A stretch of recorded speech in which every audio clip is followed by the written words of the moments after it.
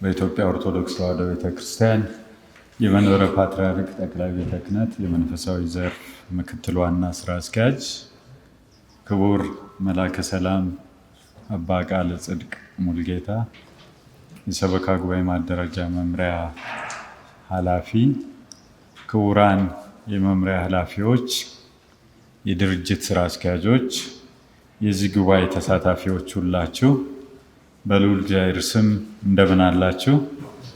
አሜን። የቸርነት ባለቤት የሁላችን አምላክ እዚህ ሰዓት እዚህ ዕለት ስላደረሰን ክብር ምስጋና ለእርሱ ይሁን።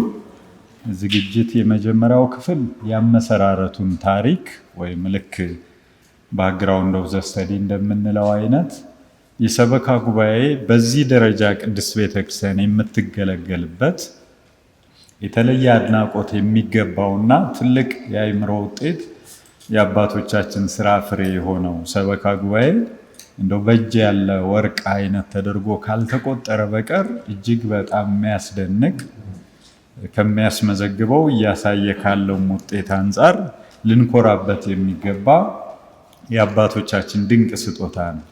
ይሄ ከመሆኑ አንጻር ይሄ ትልቅ ውጤት የተገኘበትን ታሪክ ከኋላ ማሰቡ ቅድም ብፁዓን አባቶቻችን ሊቃነ ጳጳሳት ሲያደርጉት እንደነበረው በአበርክቶ ውስጥ ትልልቅ መሰረት እየጣሉ ያለፉ ባለታሪኮች ማንሳቱም ተገቢ ስለሆነ እነሱን የሚመለከት ነው። የመጀመሪያው እንደ ጀርባ ታሪክ እንደ መነሻ ሀሳብ የቀረበው በዚህ መሰረት ላይ ገዳማት አድባራት የነበሩበት ሁኔታ፣ ያበረከቷቸው አስተዋጽኦዎች እስከ 20ኛው ክፍለ ዘመን የነበሩ ሂደቶች ሁሉ የሚነሱበት ነው ማለት ነው። ይህም ማለት ከ20ኛው ክፍለ ዘመን ከሰበካ ጉባኤ መደራጀትና መቋቋም በፊት የነበረው የቤተ ክርስቲያን አስተዳደር ምን እንደሚመስል ማሳየት፣ ሊያጋጥሙ ይችሉ የነበሩ አደጋዎችን ማስገንዘብ፣ ከዛ ቅድስት ቤተ ክርስቲያን ልክ ብፁዕ አቡነ ዲዮስቆሮስ ባሳሰቡት አይነት ቀደም ሲል የመበታተን አደጋ ጭምር ሊገጥም ይችል የነበረበትን አስከፊ ሁኔታ የግብፃውያን ጳጳሳትን አበርክቶ በተወሰነ መንገድ አይቶ በዛው ልክ ደግሞ ያልተማከለ አሰራርን ከማለማመድ አንጻር ተቋማዊ ሕይወትን ካለማለማመድ አንጻር ሊከሰቱ የሚችሉ አደጋዎችን ለማሳየት የምንጠቀማቸው የጀርባ ታሪኮች ናቸው።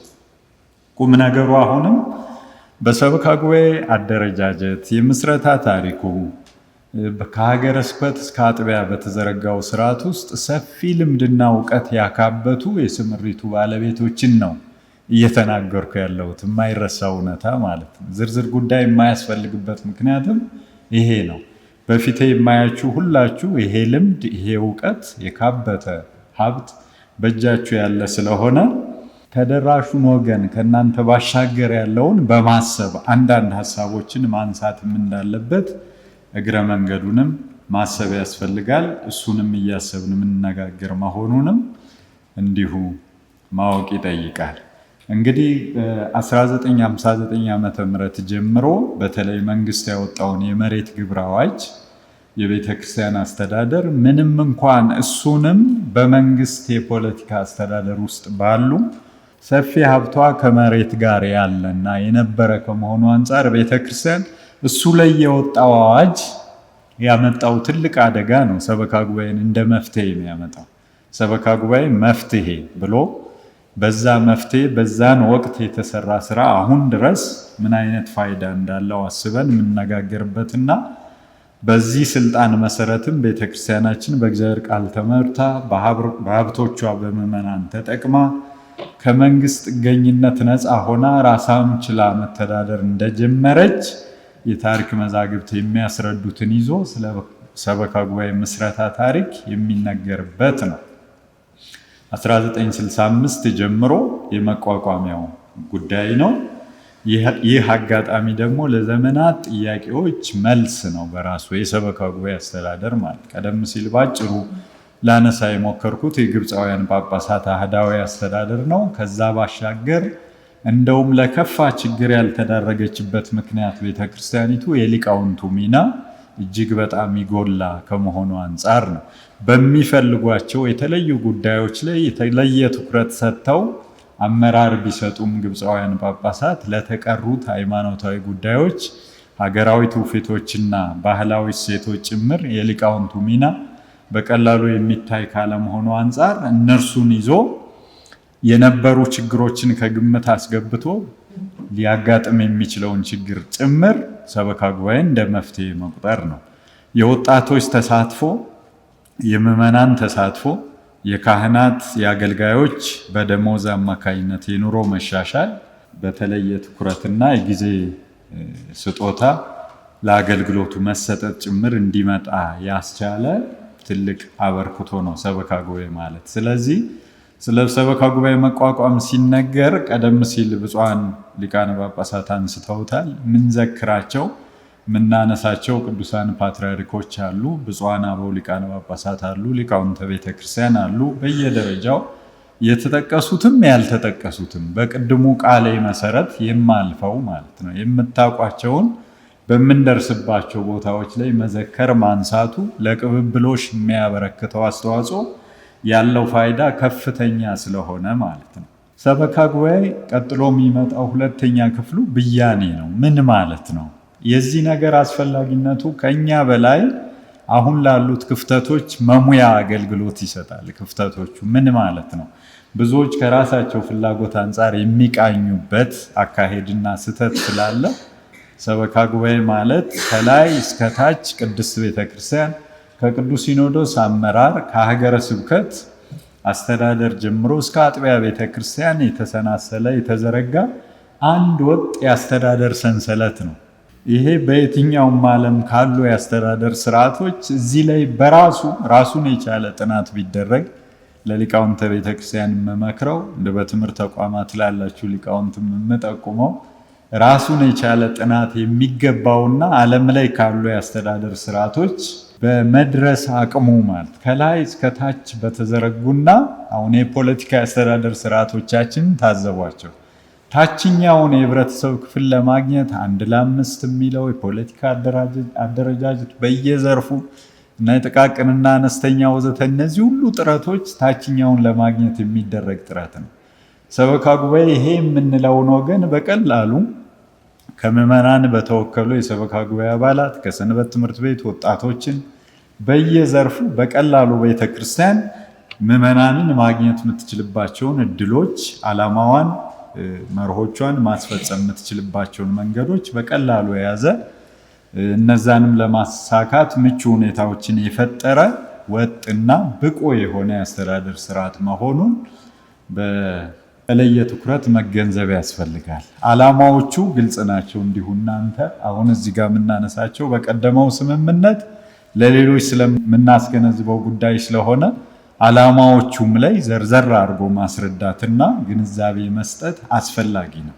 ስልጠናውን ለሚወስደው አካል በስምሪት ለምታገኟቸው ወገኖች የሰበካ ጉባኤው ዓላማው ይሄ ነው። በአንዳንድ ሁኔታዎች አፈንጋጭ ጉዳዮችን በትክክል ስለምታዩ ስለሚያጋጥሙ በየአካባቢው የዓላማውን የተለየ ሁኔታና እንዲሁም የአመሰራረት የአደረጃጀቱን ነገር ቀደም ሲል እንዳልኩት ከቅዱስ ሲኖዶስ ቀጥሎ ያለው የመንበረ ፓትርያርክ አጠቃላይ ሰበካ መንፈሳዊ ጉባኤ እስከ ታችኛው የአጥቢያ መንፈሳዊ አስተዳደር ጉባኤ ድረስ የተዘረጋውን መስመር በግልጽ ማሳየት፣ ዓላማውን ማስረዳት አስፈላጊ ከመሆኑ አንጻር የዕለት ዕለት ክትትል የሚጠይቅ ነው። ራሱ ሰበካ ጉባኤ የመንፈሳዊ አስተዳደር ጉባኤው ባህሪ የአጥቢያ አገልግሎቱ የሚመራው በዚህ ጋራ አስተዳደር ስለሆነ ራሱ ባህሪያዊ አቋሙ ኮሌክቲቭ ሊደርሺፕ ነው። እንደምታውቁት የሰበካ ጉባኤ አስተዳደር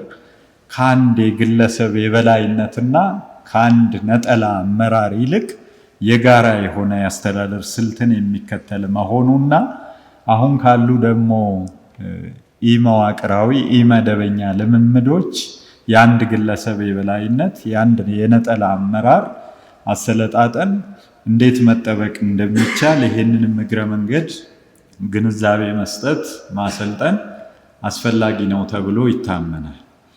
የስብሰባዎቹ ሁኔታ፣ የስብሰባ አመራሩ፣ የቃለ ዓዋዲ አፈጻጸሙ፣ በዚህ ውስጥም የሚፈጸሙ ዓላማዎች ምንነታቸው እንዲሁ በዝርዝር መገለጽና ግንዛቤ ሊፈጠርባቸው የሚገቡ ጉዳዮች ናቸው። አንቀጽ 16 ላይ የተቀመጡ የሰበካ ጉባኤ የስብሰባ አመራር፣ የስራ አፈጻጸምና ወዘተ ጉዳዮች። ሰበካ ጉባኤ እንደሚታወቀው የቤተ ክርስቲያኗን ወቅታዊ ሁኔታ የሚገመግም ችግሮችን የሚፈታና የወደፊት አቅጣጫዋን የሚወስን ጉባኤ ነው። በውስጡ የካህናት የሊቃውንትና የምዕመናን ተወካዮች ይሳተፋሉ። ከዚች ነገር አንጻር ግን እንደው ለእግረ መንገድ ውይይትም በየአውዱ ለማንሳትም የሚጠቅም ከመሆኑ አንጻር አንድ ሰው ያነሳውን ጥያቄ እንዲሁ በማንሳት ብቻ አለፍ።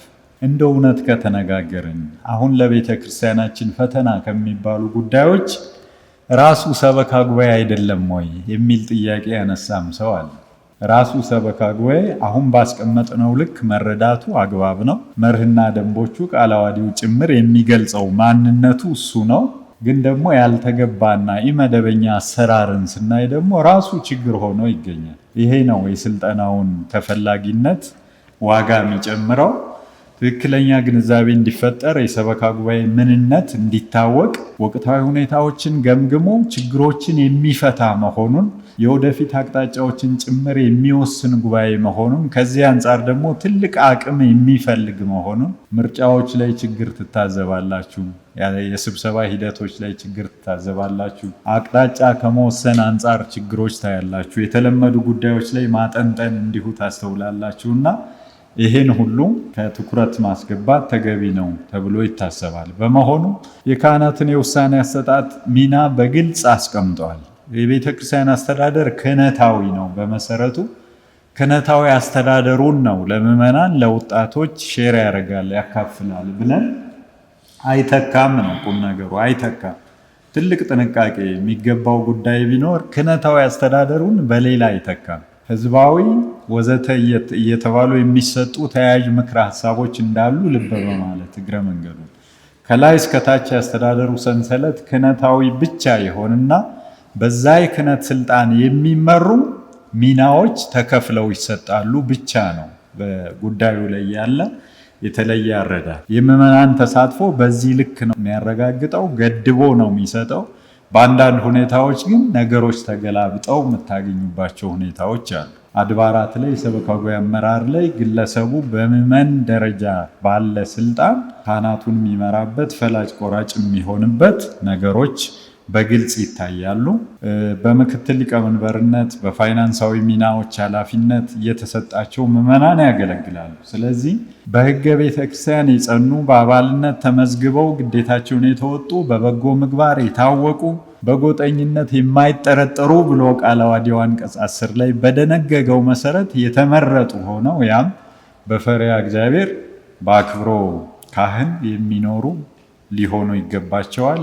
ከሚናቸው የሚያፈነግጡ ሁኔታውን የማይገለብጡ ሊሆኑ ያስፈልጋቸዋል። ነገረ መለኮታዊ ፋይዳ አለው። እንግዲህ ይሄን ሊቃውንት በየደረጃው ቅድም እንደተባለው መነሻ ብቻ ነው። በታየውና በተረዳው ልክ ስምሪቱን የወሰደው ሊቅ ሊያስፋፋው ሊያብራራው የሚችል ነው። ኃላፊነቶቹ ሲዘረዘሩ የመጀመሪያው አስተዳደራዊ ነው። አስተዳደራዊ ኃላፊነት አለው ሰበካ ጉባኤ። ምጣኔ ሀብታዊ ወይም ገንዘብ ነክ ኃላፊነት አለው። የአጥቢያው ገቢዎች ሁሉ የሚተዳደሩበት ቁጥጥርና ክትትል የሚደረግበት። የንብረት አስተዳደርና ልማት አለው። ይሄ የተለየ ትኩረት ይሻል። የአስተዳደሩን ቀጥተኝነትና ግልጽነት እንዲሁም ደግሞ የልማት አቅጣጫ መወሰንም ከሰበካ ጉባኤው ልማት ላይ ከፍተኛ መቀዛቀዝ ቅድም ብፁዕ አቡነ ሳዊሮስ መንበረ ፓትርያርካችን ዋና ስራ አስኪያጅ ሲጠቁሙ እንደነበረው ነው። ሪፖርቶችን ከሰማንና አምነን ከተቀበልን ችግር የለባትም ቤተክርስቲያን፣ ከችግር ነፃ ናት። አልሰማንም ችግሮች እንዳሉ። ሀገረ ስብከቶች ሁሉ ሲነግሩን የነበረው ስኬቶቻቸውን። ይሄ ከሆነ እሰየው እንደው እግዚአብሔር ይመስገን እያልን የምንኖርበትን ኮንፈርት ዞን ነው የሚፈጥርልን። አንዳንድ ችግሮች ባይጠፉም ብሎ ለማሰብ ብቻ የሚያስችል በተቀረ ከዛ ወጣ ብሎ ላሰበ እውነት ልማት እየተካሄደ ነው ወይ? በሚታሰበው ልክ ልማት እየተካሄደ ነው ወይ? ምን አይነት የልማት አቅጣጫዎች አሉ? ህንፃ ቤተክርስቲያን መጠበቅና ቋሚ ንብረቶችን መንከባከብ ምን ይመስላል? በተለይ ይሄን በየአካባቢው ማስገንዘብ ያስፈልጋል። የህንፃ ቤተክርስቲያን ስራ በልማት ኮሚቴ ስም ለሚቋቋመው የስራ ሂደት እጅግ በጣም የማይነጥፍ የገቢ ምንጭ እየሆነ ያገለግላል። እንደ ክፍተት ነው ማነሳው፣ ጥሩ ነው እያልኩ አይደለም። የህንፃ ቤተክርስቲያኑ ማለቅ አይፈለግም። መጀመሩ ትልቅ ዋስትና ነው፣ ማለቁ ትልቅ አደጋ ነው። ከዚህ አንጻር የህንፃ ቤተክርስቲያኑ አስፈላጊነት ራሱ ከመነሻው ግምገማ ቢደረግበት እንደው በየገጠር አድባራትና ገዳማት ያላችሁ ዳሳ እንደሚነግራችሁ ጥንታውያን ገዳማት አድባራት እየፈረሱ አዳዲስ ህንፃዎች እየተሰሩ ያሉበት ሁኔታ ያሰቅቃል። አይሰሩ አይደለም የሚፈርሱቱ ጥናት ያልተደረገባቸው ቅርሶች ናቸው። ከህንፃው ስፋት፣ ዘመናዊነት ወዘተ አንጻር ብቻ የሚታዩ። ስለዚህ ወቅታዊ ችግሮቹ እነዚህን በማሳየትና ቃለ ዓዋዲን ባጭሩ በማንሳት እጨርሳለሁ። የሚና መደበላለቅ በሰፊው ይታያል። ቀደም ሲል ያልኩት የክህነት አገልግሎቱን በምዕመን ደረጃና ስልጣን መተካት፣ ጉዳዮችን ፖለቲካዊ ማድረግና ክፍፍል፣ እቺን ነገር በጥንቃቄና በሚገባው ልክ ህይወት በየአካባቢው አሁን መነሳት የጀመሩ አጀንዳዎች የቦታው ተወላጆች እያሉ የሚል አጀንዳ አለ። ታዝባችሁ ከሆነ በየአካባቢው እነገሌ ምን ይሰራሉ፣ ካህን ሆነ የትምህርት ዝግጅቱና የሊቅነት ደረጃው ምንም ይሁን ይተካ የሚል ብቻ ፖለቲካዊ አጀንዳ አለ በየአካባቢው። ክፍፍሎች ከዚህ የተነሳ በጣም በከረረ መልኩ አሉ። ደካማ የገንዘብ አስተዳደር እና ብክነት ግልጽ ነው ለሁላችሁ፣ አላብራራም። የቤተክርስቲያን አስተዳደር ትምህርትና ብቃት ልምድ ማነስ፣ በተለይ ይሄ ትኩረት የሚሻው በአባልነት ደረጃ ለዚህ አስተዳደር የሚመጡ ምዕመናን ካህናትንም ጭምር ሰልጥነው ቤተክርስቲያንን ማስተዳደር ማለት ምን እንደሆነ አውቀው ቢመጡ የተሻለ ነው። ይህን ካለማወቅ የተነሳ እየተፈጠሩ ያሉ ችግሮች እጅግ አስፈሪ ስለሆኑ ችግሮቹ የሚያመላክቱት መፍትሄ አለ። እዚህም ላይ በሰፊው መሄድ ይቻላል። ለመነሻ ያህል ብቻ ቃለ ዓዋዲን መሰረት ያደረገ አሰራርና ግምገማ እንዲኖር ማስቻል። ቃለ ዓዋዲው በተወሰነ መልኩ ገሸሽ ተደርጓል። የግለሰብ ፍላጎቶችና ቡድናዊ ስሜቶች እየተጠናከሩ መጥተዋል። እውነት ለመናገር ካልተደባበቅን መጪው ጊዜ ያስፈራል። የሰበካ ጉባኤ አስተዳደርን በዚህ የቃለ ዓዋዲ ሕግና ደንብ መሰረት አጽንቶ አስቀጥሎ ቤተክርስቲያንን ለመጥቀም፣ ሌላ ወገን ለመጥቀም አሁንም ተችሏል። ቤተክርስቲያንን ለመጥቀም፣ የካህናትን ኑሮ ለማሻሻል አሁን በያዝነው መንገድ እንቀጥላለን ማለት እጅግ በጣም አስቸጋሪ ነው። ለአባላቱ የመንፈሳዊነት ስሪት ያስፈልጋል። እንግዲህ ተገቢ ቃል ይሁን አላውቅም። ስሪት ያልኩት አሃታ ቤተክርስቲያናት ፎርሜሽን የሚሉትን ነው። ለየትኛውም መደብ የቤተክርስቲያን አገልግሎት ፎርሜሽን ይቀድማል ነው የአሃታ ቤተክርስቲያናት አሰራር። እኛ ደግሞ ቀደም ሲል እንዳልኩት ህዝብ ከመረጠው በቃ ከውትድርና ይምጣ፣ ከፖለቲካል ሳይንስም ይምጣ፣ ከንግድ ዓለምም ይምጣ ገብቶ ይሰራል። በመሰለው ካህኑን ሊያዝ ይችላል። ግልጽ የሆነ የምዕመናን ተሳትፎ ድንበር ያስፈልጋል። ከኢትልፍ ሞሰና አይነት ይሄ ነው በቃ ለእናንተ የተሰጠው የስራ ድርሻ እዚህ ድረስ ነው። አሁን ያለው ግን ከዚህ እጅግ በጣም የተለየና መጪውን ጊዜ አስፈሪ የሚያደርግ ነው እንዳልኩትና የአፈጻጸም ግምገማ ቃለ ዓዋዲን የተመለከተ የአፈጻጸም ግምገማ ያስፈልጋል። በሰበካ ጉባኤ የሚቋቋሙ ክፍሎች በቃለ ዓዋዲው መሰረት በግልጽ ተቀምጠዋል። እነዚህ ናቸው በሚል ታውቀዋል። ግን ግምገማ ሲደረግ ሰበካ ጉባኤ አደረጃጀቱና አሁናዊ አሰራሩ ላይ ክፍሎቹ የተፈለጉት ብቻ ተመርጠው ተግባር ላይ ውለዋል። እጅግ በጣም አስፈላጊ የሆኑ የተረሱ ደግሞ ብዙዎች ተገኝተዋል። በእነዚህ ክፍሎች ከቤተክርስቲያን የሚጠበቀው አገልግሎትና ለቤተክርስቲያን የሚያስፈልገው ነገር ተሟልቶ ሊሰጥ ወይም ሊገኝ ይችላል። ግን በእነሱ አለማሟላት ደግሞ ነገሮች ሊጓደሉ ይችላሉ። የተለመዱት የአገልግሎት ክፍሎች ላይ ብቻ ማተኮር እንደ ክፍተት የምናያቸው ነው። የተለመዱት የአገልግሎት ክፍሎች ላይ የሰንበት ካህናት አገልግሎት ክፍል ይኖረዋል። ከነዚህ ውጪ ሌሎች የተቀሩት ላይ ትኩረት ይጎላል። ለምሳሌ መንፈሳዊ የዕቅድና ልማት ክፍል፣ የምግባረ ሰናይ ቤተክርስቲያን በዓለም ፊት ራሷን ልትገልጽ የምትችልባቸው አበይት ክፍሎች በደንብ ክፍተት ይታይባቸዋል። የአጥቢያ ቤተክርስቲያናትን የመልማት አቅም አሟጦ መጠቀም አለመቻል። ሪሶርስ ምንጮች አሉ። ከመሬት ሀብት ጀምሮ የተፈጥሮ ሀብት በሰፊው የያዟቸው መሬቶች በምዕራቡ ወደ ደቡብ የሀገራችን ክፍል እንደምታውቁት መረጃው ለሁላችሁ ግልጽ ነው። እየተነጠቁ ያሉ መሬቶች መልማት ሲችሉ መልማት እየቻሉ ግለሰብም ድርጅትም እየነጠቃቸው ያለው በግብርና በሌሎች ልማት መስኮች ሊለሙ የሚችሉ ናቸው። የሰው ኃይል አመራረጥና አመዳደብ ሌላው ቁልፍ ክፍተት ነው። ተገቢው ሰው ትክክለኛው ቦታ አይመረጥም፣ አይሰራበትም። እንዲሁ የካህናትና ምዕመናን ሚና መደበላለቅ ቀደም ሲል ያነሳነው ነው። ከአላዋዲው አንጻር የሚታዩ ክፍተቶች ብለን ነው የምንደግመው። የተቋማት የአገልግሎት ወሰን አለመታወቁ ነው። እዚሁ ሰንበት ትምህርት ቤቱ በተለየ ትኩረት ሊነሳ የሚገባው ነው። ጥሩ ነው የወጣቶች ተሳትፎ የተረጋገጠበት ቤተክርስቲያን በሁሉም መስክ ተደራሽነቷ የታየበት ጉዳይ ቢሆንም አሁንም ልክ እንደ ምዕመናኑ የሰንበት ትምህርት ቤት አገልግሎቱም ከወሰን አለፍ ያለ ነገር የሚታይበት ስለሆነ በሂሳብ አሰራር ሊነሳ ይችላል ጉዳዩ፣ በትምህርት አሰጣጥ ሊታይ ይችላል ጉዳዩ።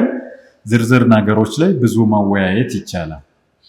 በቃለ ዓዋዲው የተደነገገውን አስተዋጽኦ መሰብሰብና ለተገቢው አገልግሎት ማዋል አለመቻል በፋይናንስ ረገድ ይሄ ትልቅ ቀውስ እየፈጠረ ወደፊትም ሊፈጥር የሚችል ነው። ተገቢውን አስተዋጽኦ መሰብሰብ አለመቻል፣ የተሰበሰበውንም ለተገቢው አካል አለማድረስ የሰበካ ጉባኤን አቅም ከሚገድቡ ላይኛው የመንበረ ፓትርያርክ ድረስ አቅም የሚወስኑ ትልልቅ ጉዳዮች ናቸው። በእነዚህ የመወያ ነጥቦች ነው ጉዳይን የሚጨርሰው። ዝርዝር ጉዳዮቹን እንዳለ በመተው ነው እንግዲህ ይህንንም እነ መላከ ሰላም አባ ቃለ ጽድቅ ሙልጌታ ዶክተር አንደኛ በቃለ ዓዋዲው ላይ የተስተዋሉ ያሉ የአፈጻጸም ወሰኖች በራሱ ሳይሆን ይሄን ከማስፈጸምና ከመፈጸም አንጻር ውሱን እንዲሆን ያደረጉ ተግዳሮቶች ምንድን ናቸው የሚል ጥያቄ በማንሳት ማወያየት ያስፈልጋል የሚል ነው። ሁለተኛው ችግሮቹ ሊቀረፉ የሚችሉበትና የሰበካ መንፈሳዊ አስተዳደር ጉባኤን ወደ ላቀ ደረጃ የሚያሸጋግሩ የመፍትሄ ሀሳቦችን እንድንጠቁም ነው። ከሚጠበቅበት አንጻር ቀደም ሲል ለማንሳት ሞክሬያለሁ።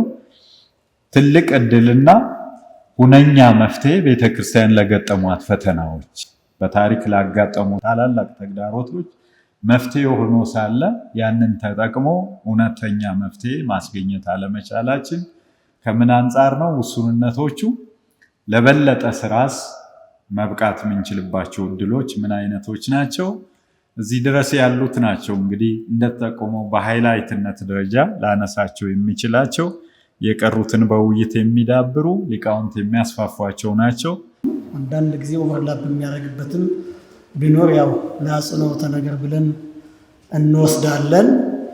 ሁለተኛው የቤተ ክርስቲያን አስተዳደርና ልማት የሚል ነው።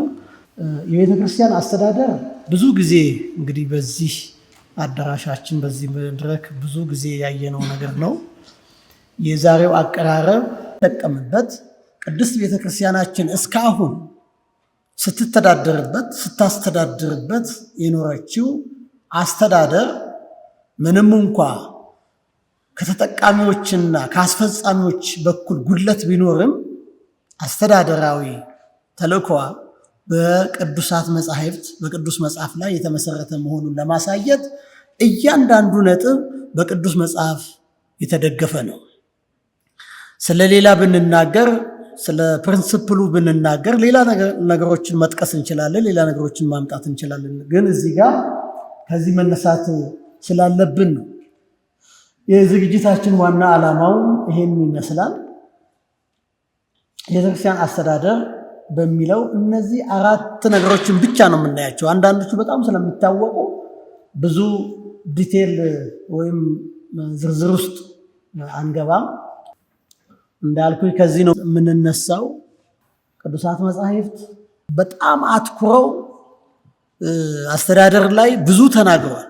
ይሁን እንጂ ግን በቤተክርስቲያናችን በእኛ በኢትዮጵያ ኦርቶዶክስ ተዋሕዶ ሊቃውንት ስለ አስተዳደር ብዙ አልተጻፈም።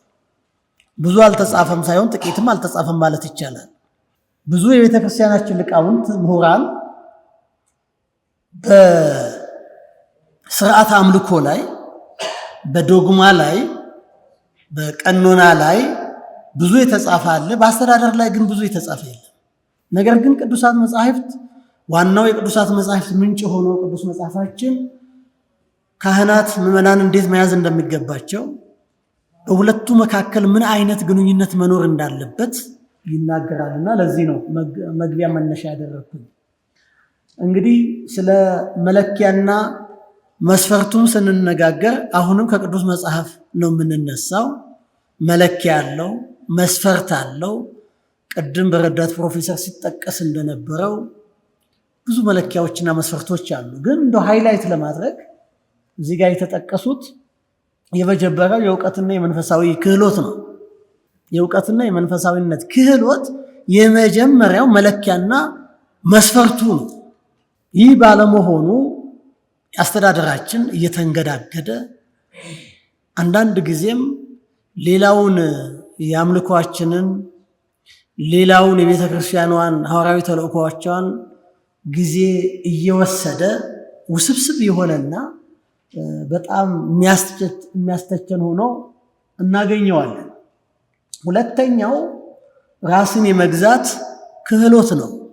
በቤተ ክርስቲያን አስተዳደር ላይ የሚቀመጠው በስምሪታችንም ልናተኩርበት የሚገባው የቤተ ክርስቲያን አስተዳደር የእግዚአብሔር ሕገ መንግስትን የእግዚአብሔርን ሕዝብ የሚመራ ሕገ መንግስቱም ወንጌል የሆነ አካል ነው። ያ አካል ዕውቀት ብቻ አይደለም የሚጠበቅበት፣ መንፈሳዊነትም ይጠበቅበታል። መንፈሳዊነት ብቻ አይደለም ዕውቀትም ይጠበቅበታል እና ነው። ሶስተኛው ይህም በእግዚአብሔር ቃል እያስደገፍኩ ነው የመጣሁን። ሶስተኛው ቤተሰብን የማስተዳደር ክህሎት ነው። በጣም አስደናቂው ነገር ስለ ቤተ ክርስቲያን አስተዳደር ብቻ አይደለም የእግዚአብሔር ቃል የሚናገረው። አባቶች ሲያስተምሩን የኖሩት ልምድ፣ አሁን የቤተሰብ አስተዳደር ክህሎት ማለት የልምድን አስፈላጊነት አንድ ሰው ለእግዚአብሔር ቤት ብቁ ሆኖ ለማስተዳደር በአስተዳደር ወንበር ላይ ለመቀመጥ የገዛ ቤተሰቡን ምን ያህል በማስተዳደር ልምዱን ያካበተ መሆን እንዳለበት ጭምር ነው የምናገረው። አራተኛው ፈቃደ እግዚአብሔርንም የማስቀደም ክህሎት ነው። ይህም እንደ አንዱ ብቃት ነው። ምክንያቱም የቤተክርስቲያን አስተዳደር የእግዚአብሔርን ሕዝብ መምራት ስለሆነ በዛ ላይ የተቀመጠ የእግዚአብሔር ፈቃድ አለ። አሁን በዘመናችን የአስተዳደራችን ችግሮች ምንድናቸው ብለን ብንዘረዝር እነዚህ አሁን ያስቀመጥናቸው ዋና ሆነው እናገኛለን። ከነዚህም ደግሞ የመጨረሻው ፈቃደ እግዚአብሔርን ያለ ማስቀደም። ይሄን የተናገረው ሐዋርያው ጴጥሮስ ነው ያድለው። በአስተዳደር በአያያዝ በመምራት በመጠበቅ ውስጥ የእግዚአብሔር ፈቃድ መጠበቅ እንዳለበት የሚናገረው የእግዚአብሔር ቃል ነው። ሌላው መርሆች አሉ። ስለ መርሆቹም የእግዚአብሔር ቃል ይናገራል። እነዚህን ስለምታውቋቸው ብዙ ጊዜ አላጠፋበትም። የዘመነ አስተዳደር እንላለን፣ ዘመኑን የዋጀ አመራር እንላለን። የትም ብንል ከነዚህ ከአራቶቹ ውስጥ አንወጣም። በተለያየ ቋንቋ ተከሽነው ብናያቸው እነዚህ በሙሉ ቀደም ሲል ቤተክርስቲያኗ ስታስተምራቸው የኖረች ነገሮች ናቸው። እንደምታውቁት አመራርም ይሁን አስተዳደር ሳይንስ አይደለም። ስለ መሰረቱ የተፈጥሮ ጸጋ ነው። ከተፈጥሮ ጸጋ በኋላ ደግሞ የሚወስዳቸው ከልምድ ከአካባቢያዊ ሁኔታ የሚመነጩ ከዛም በላይ ደግሞ ከእግዚአብሔር ጸጋ የሚገኙ ነገሮች ናቸው። ሳይንስ ያሳድጋል፣ ያበለጽጋል፣ ኦፍኮርስ ያሰፋል፣ በልዩ ልዩ ሁኔታ እንድንረዳው ያደርገናል ማለት ነው። እና እነዚህ አራት ነገሮች ዋናዎቹ ናቸው። ሁለተኛው እዚህ ጋር አራት ነገሮች ያስቀመጥኳቸውም እነዚህም በጣም ሊተነተኑ የሚገቡ ብዙ ማብራሪያ የሚጠይቁ ናቸው። መሪነት፣ ጠባቂነት፣ መጋቢነትና መስዋዕትነት።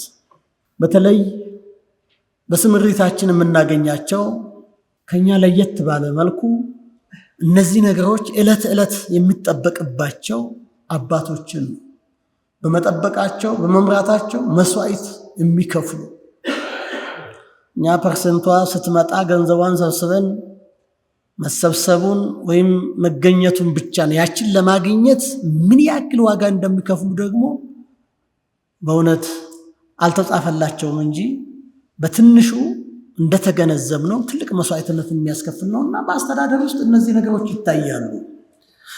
ቢወጡም ባይወጡም የመሩትን ይጠብቃሉ፣ የጠበቁትን ይመግባሉ፣ ለመገቡት ደግሞ መስዋዕትነት ይከፍላሉ። ሶስተኛው ፍትሐዊነት፣ ግልጽነትና ተጠያቂነት ነው። እነዚህ ነገሮች የዘመናችን ጥያቄዎች ናቸው። በዚህ በትክክል ኃላፊነታቸውን የሚወጡ ቤተክርስቲያንን ያስቀደሙ ለሕዝባቸው ራሳቸውን የሰጡ መሪዎች አባቶች የሉም ማለት አይደለም፣ አሉ። ነገር ግን በዛ ልክ በተቀመጠው ልክ እንዳልሆነ ደግሞ ሁላችን እናውቃለን። ግልጽ የሆነ አሰራር የለም፣ ፍትሐዊነት የለም፣ ተጠያቂነት የለም። በግዴለሽነት የሚሰሩ ስራዎች የእኛን ኃላፊነትና የእኛን ስልጣን የእኛን መብት ወስደው ለሌላ እያሳለፉ እንደሆነ በደንብ የምንገነዘብበት ጊዜ ነው። ቅድስት ቤተክርስቲያን ግን የነዚህ እናት ምንጭ መስራች እንደሆነች አይካድም። ሌላው መዋቅር፣ ህግና ስልጣን የሚሉ ነገሮች አሉ። በአስተዳደር ውስጥ የምናገኛቸው እነዚህ አንኳር ነገሮች ናቸው። በመዋቅር ጥያቄ የለም፣ ሕያው መዋቅር ነው ያለን። ስለ መዋቅራችን ስንናገር ምድራዊ ብቻ ሳይሆን ሰማያዊም ነው ብለን እስከ መድፈር እንናገራለን። ለምን ቢባል መዋቅሩ እውነተኛ ክርስትናን የሚገልጥ ክርስትና ደግሞ ስንል ምድራዊ ብቻ ሳይሆን ሰማያዊም ነው። በተደራሽነትም ደግሞ የትኛውም መንግስታዊ መዋቅር፣ የትኛውም አደረጃጀት፣ የትኛውም መዋቅር የማይነጻጸረው ዘመንን የተሻገረ አሁንም የሚሻገር ከአንድ ነፍስ ወከፍ አማኝ እስከ ቤተክርስቲያን ራስ እስከ ክርስቶስ ድረስ የሚሄድ መዋቅር ነው ያለን። በዚህ መዋቅር ደግሞ ህግ አለ፣ ህጎች፣ ደንቦች፣ መመሪያዎች አሉ። እነዚህን ደግሞ ለማስፈጸም ስልጣን አለ። አንዱ ሽባ ከሆነ ግን ሁለቱም ሽባ ይሆናሉ። መርጠን የምንጠቀማቸው ከሆነ ሁለቱም ሽባ ይሆናሉ። ከቅዱስ ሲኖዶስ እስከ ምዕመን የተዘረጋውን መዋቅር ስንመለከት መዋቅሩ ምንም እንከን የለውም። ነገር ግን በአፈጻጸም የተነሳ ሽባ ሲሆን ደግሞ እናያለን። ሰዎች ሲፈልጉ ብቻ የሚታዘዙለት አሊያም ደግሞ የማይታዘዙለት የሚቃወሙት የሚያምፁበት ይሆናል ማለት ነው። መዋቅሩ ተነካ ማለት በመዋቅሩ ላይ የተቀመጠው አደረጃጀት ኃይል ያጣል። እሱ ኃይል ሲያጣ ደግሞ ህጎቹ የማይፈጸሙ፣ ደንቦቹ የማይተገበሩ ይሆናሉ። እነሱ የማይተገበሩ ከሆነ ደግሞ ስልጣንም ቦታ ያጣል ማለት ነው። ከቅዱስ መጽሐፍ የሚቀዱ ህጎችና ደንቦች ወይም በእናንተ ታሰፋላችሁ ስልጣን በአግባቡ መጠቀም የሚል ነው። ይሄኛው ስልጣን በአጠቃላይ ተሰፍሮ ተለክቶ የተሰጠንን ነገር በተሰጠን ልክ መጠቀም ማለት ነው። ይህንንም ቅዱስ መጽሐፍ በደንብ ነው የሚናገረው። ቅዱስ መጽሐፍ ስለ ክህነት ስልጣን ብቻ አይደለም የሚናገረው ያለ፣ ስለ አስተዳደር ስልጣን ይናገራል፣ ስለ አመራር ስልጣን ይናገራል። እዚህ ላይ የተቀመጠው ጥቅስ በማህበራዊ ኑሮ ውስጥ በአደረጃጀት ውስጥ እንዴት መመራት እንዳለበት ወይንም በማህበራዊ ህይወታችን ውስጥ አንዱ ለአንዱ ያለውን ስፍራ የሚናገር ነው። ስልጣንን በአግባቡ ስንጠቀም ያኛውን ስልጣን እናስከብረዋለን፣ ትልቁን የክህነት ስልጣን። ይሄኛውን በአግባቡ ካልተጠቀምንበት ደግሞ ያኛውን እናወርደዋለን። በዛሬ የምናየውም እውን የሆነው በምድር ላይ የሚታየው እሱ ነው። ስልጣነ ክህነትንም ስንመለከት መቼም ስልጣነ ክህነት ለቤተ ክርስቲያናችን ምን ማለት እንደሆነ ግልጽ ነው ለእናንተ። እነዚህን አራት ነገሮች ዝም ብዬ ነው ያስቀመጥኩኝ።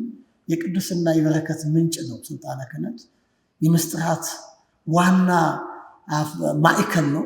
የመንፈስ ቅዱስ ጸጋ ማተላለፊያም ነው። የይቅርታና የኃጢአት ስርየትም ቁልፍ ነው ስልጣነ ክህነት። ትልቁ ግን ፈተናችን በአሁኑ ሰዓት በአሁኑ ጊዜ እያየን የመጣ ነው። ያኛው በማህበራዊ ደረጃ ያለው አደረጃጀታችን ላይ ያለው መዋቅሩ ላይ ያለው እየደከመ ሲመጣ ይሄኛውን እየተፈታተነ ስልጣነ ክህነት ዛሬ እንደ ቀላል ነገር የሚቆጠርበት ብዙም ትኩረት የማይሰጠው ሆኖ እናያል። እየተገፋ ነው ያለ። እንደውም ግልጽ የሆኑ ጥያቄዎች ጎልተው እየወጡ ነው ያሉት። እኛስ የሚሉ አሉ። አንዳንድ ጊዜ ከሌሎች ቤተ እምነቶች የሚመጡ ብቻ አይደለም፣ ከኛ ከራሳችን ለምን የስልጣነ ክህነት ብቻ ሳይሆን ህዝባዊ ሲኖዶስ ለምን አናቋቁምም? ለምን እኛ የሚሉ ብዙ ጥያቄዎች እየመጡ ነው ያሉ። ይሄ ምንድን ነው የሚያሳየን? ይሄ የሚያሳየን የነበረውን ክብሩን እያጣ እንደሆነ፣ እየወረደ እንደሆነ በትክክል መጠቀማችንና አለመያዛችንን በደንብ ያሳየናል ማለት ነው። የሌላው የሰው ኃይል አደረጃጀትና አመዳደር ሙያዊ ክህሎት ነው። ይህን ቅድም ስላየነው አልፈዋለሁ። ያው ዝግጅቱ ላይ ይኖራል፣ በዛ ትጠቀሙትላችሁ። የመጨረሻው የቤተክርስቲያን አስተዳደር ተግዳሮትና የችግር አፈታት የሚል ነው። እነዚህ በጣም በራሳቸው ሰፊ የሆኑ ናቸው። ነገር ግን በመግቢያችን እንደተናገርነው ሃይላይት ለመስጠት ነው። ስለ አስተዳደር ተናግረን ተግዳሮቱን ማለፍ አንችልም። ስለ ተግዳሮት ተናግረን ደግሞ የሱን አፈታት ወይንም የአፈታት ስልቱን ሳናሳይ ማለፍ አንችልምና ነው። ተግዳራቶቹ ምንድን ናቸው ስንል እነዚህ ወደ 6 ያክል ነገሮች ለማሳያ ያክል አስቀምጨዋለሁ። አስተዳደራዊ ተግዳሮት የእውቀትና የልምድ ክህሎት ማነስ፣ ቅድምም በሌላ ያየነው ነው። በሌሎች እንድንናቅ እንድንተው አድርጎናል።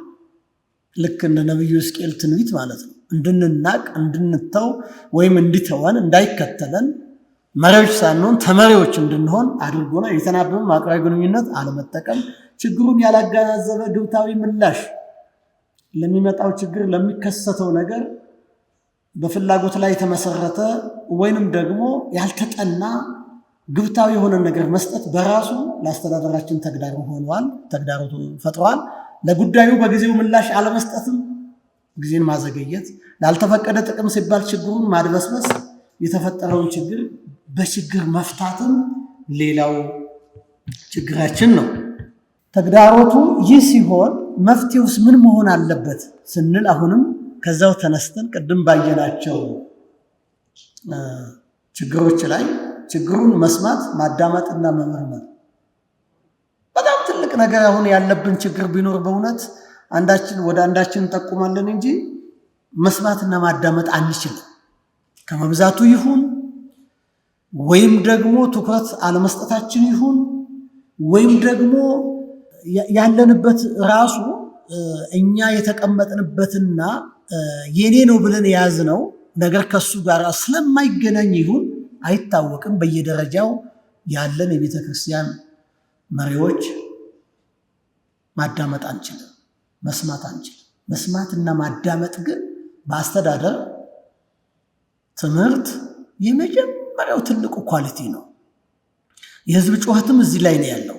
የብዙዎችም ማዳመጥ አንችልም። አንዳንዶቹ ማዳመጥ መስማት አይደለም በራቸውን የሚዘጉ ቢሮአቸውን የሚዘጉ ሰዎች በጨለማ ገብተው የሚወጡም እንዳሉ እናውቃለን። ስለዚህ መፍትሄው መስማት፣ መመርመር፣ ጊዜ መስጠት፣ ሐሳብን መቀበልና ማወያየት፣ ማስተንፈስ፣ የችግሩ ተዋናይ የሆኑ አካላትን ወይም ጉዳዮችን መለየት፣ ህግና ስርዓትን የመፍትሄ አካል ማድረግ፣ መፍትሄው ደግሞ የተቋሙን ህልውና የሚጠብቅ መሆኑን ወይም የማይጎዳ መሆኑን ማረጋገጥ ነው። አንዳንድ ጊዜ በጣም ይገርማቸዋል። መፍትሄ ሆኖ እንደ ማጣራት ተጣርቶ የሚመጣ ወይንም የሚወሰነው ነገር ግለሰብን ብቻ የሚጠቅም ሆኖ ተቋሙን የሚጎዳ ይሆናል። ተቋሙን የሚጎዳ ደግሞ ዕለታዊ አይሆንም፣ እንደ ቋሚ ይወሰድና ቀጣይነት ይኖረዋል ማለት ነው። ስለዚህ ያስተዳደሩን በዚህ ሳጠቃልለው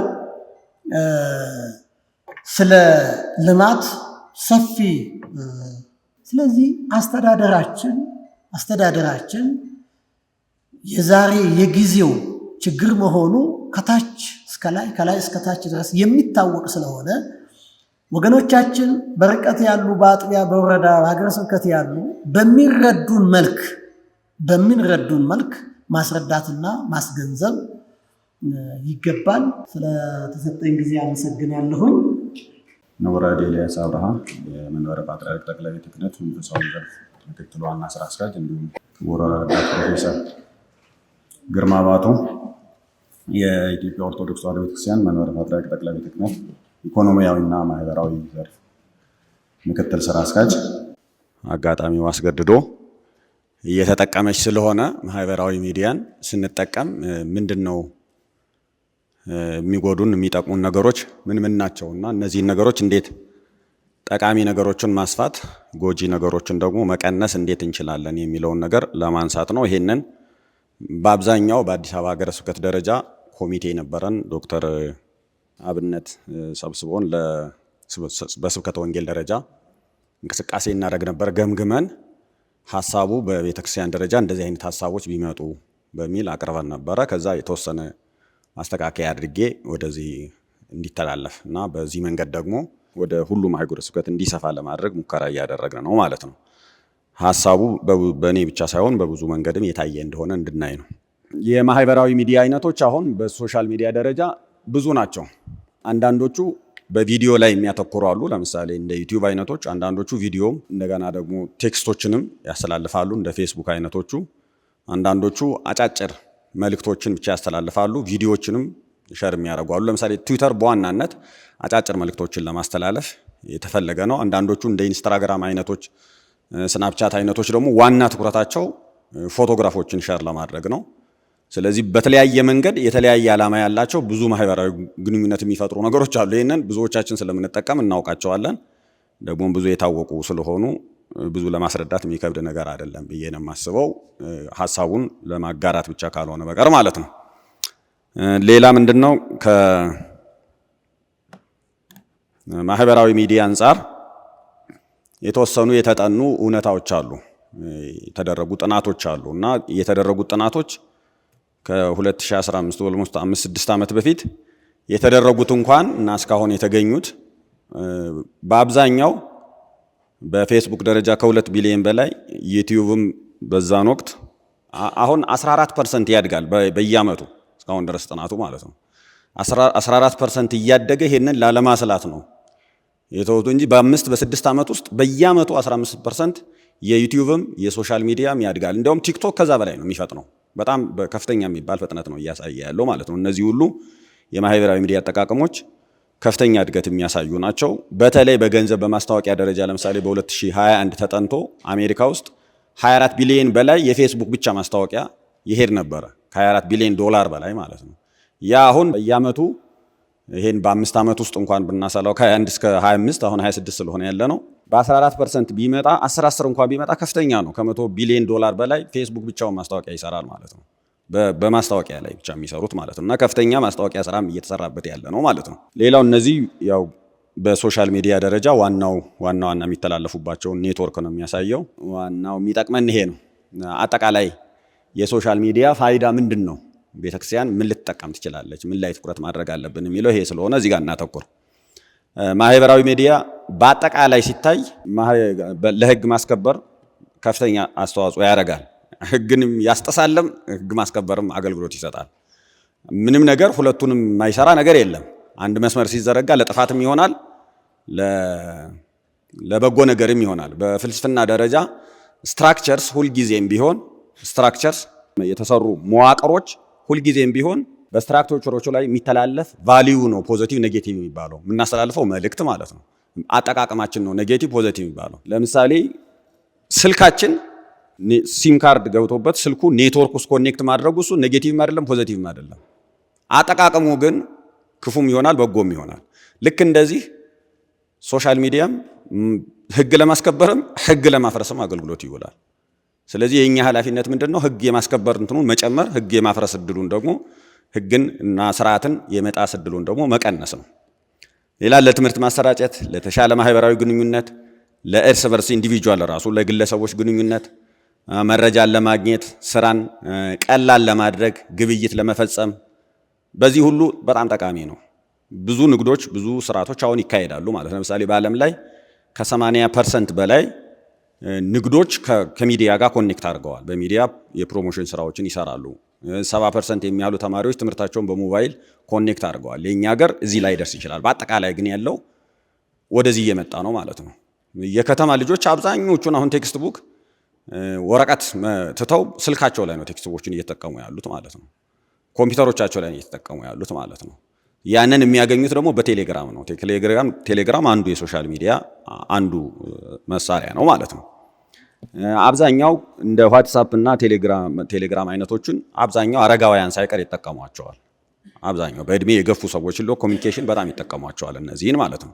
ከዛ ቀጥሎ ደግሞ ሰዎች በማህበራዊ ሚዲያም በማህበራዊም ኢኮኖሚያዊም ፖለቲካዊም አጀንዳዎች ላይ ውይይት እንዲያደርጉ መድረክ እንዲፈጥሩና የሐሳብ ውይይቶችን እንዲካፈሉ ያስችላል። ይሄም በጣም ጥሩ ጠቀሜታ ነው ማለት ነው። የአንድን ግለሰብ ቡድን ወይም ተቋም ሐሳብና አመለካከት በሌሎች ዘንድ በቀላሉና በትንሽ ወጪ እንዲሰርጽ ማድረግም ያስችላል። ለምሳሌ ጠቅላይ ቤተ ክህነት ሐሳቡን በቀላሉ በምዕመናን ዘንድ ማስረጽ ቢፈልግ፣ በወጣቶች ዘንድ ማስረጽ ቢፈልግ፣ በእያንዳንዱ የሀገረ ስብከት መዋቅሮች ውስጥ ማስረጽ ቢፈልግ ቀላሉ መንገድ ሶሻል ሚዲያ ነው። አንዱ ቀላሉ ወጪ በቀላሉ ሐሳቦችን ማድረስ ይቻላል። ብዙዎች ለምሳሌ ከዚህ የቴሌግራም ለምሳሌ አሁን ብዙ ማውቀው እሱን ነው።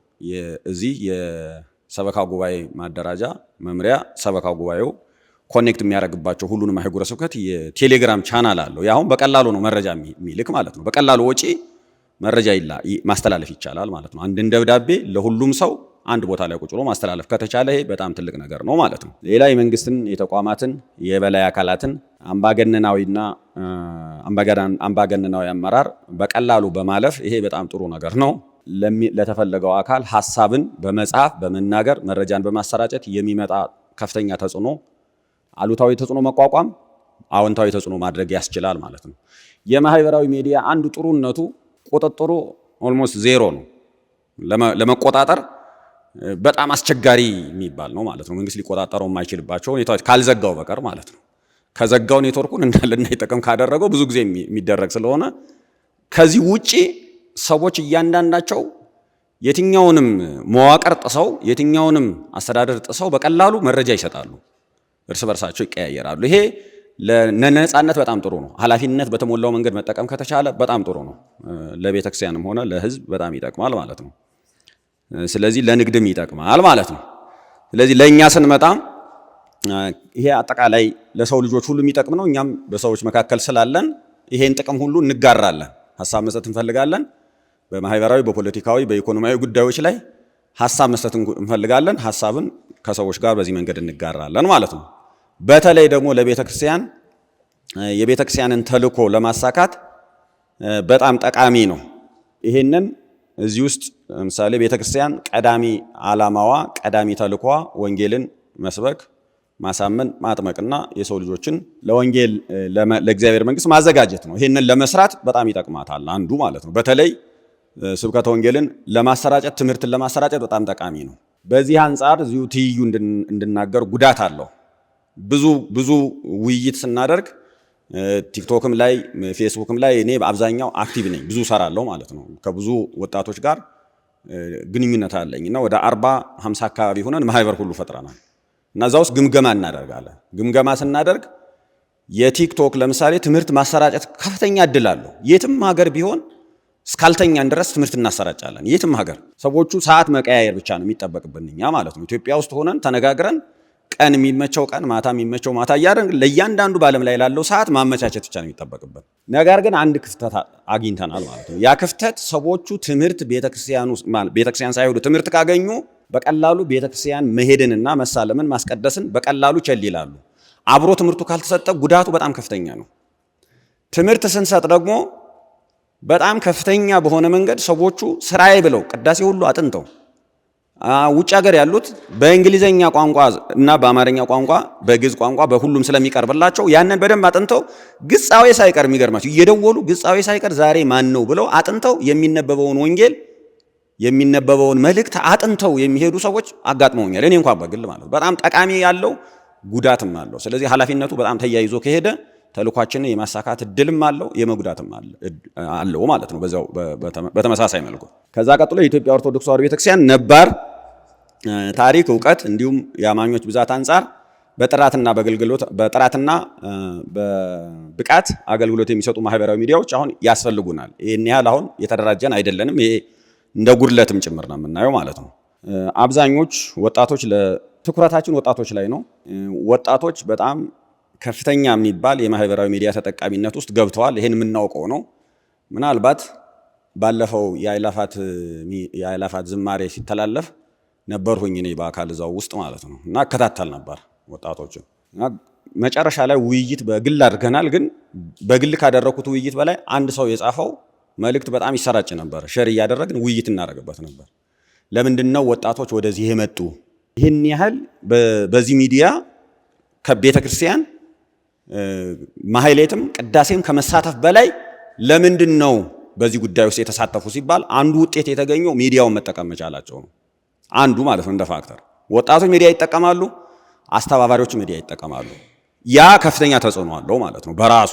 ሌላ ሁለተኛ ፋክተር የተገኘ በቀላሉ መዝሙሮችም ትምህርቶችም ስክሪን ላይ መምጣታቸው ነው። እዛው መድረክ ላይ ራሱ ሚዲያው አለ። ሌላው በሚገባቸው ቋንቋ ነው የሚተላለፈው። እነዚህ ሶስቱን ነገሮች እኛ ገምግመናል። ቋንቋው መቅረቡ፣ በቋንቋቸው በሚገባቸው መንገድ መቅረቡ፣ ሚዲያው መድረክ ላይም ሳይቀር መቅረቡ፣ ኮኔክት ለማድረግ ደግሞ በአጠቃላይ ለመቀስቀስም ጭምር ትምህርት ለማስተማርም ለማዘጋጀትም ጭምር የተወሰኑ ትምህርት ቦታዎች ላይ የተወሰኑ መዝሙር ጥናቶች ጋር ለመገኘትና አንዳንድ ነገሮችን ለመታዘብ ሞክሬያለሁ እኔ ማለት ነው። እዛ ውስጥ በጣም ከፍተኛ የሚባል እንቅስቃሴ የሚያደርግ ነው ይሄ እና ይሄን መጠቀም ክፍተቶችን ማስተካከል ያስፈልጋል ማለት ነው።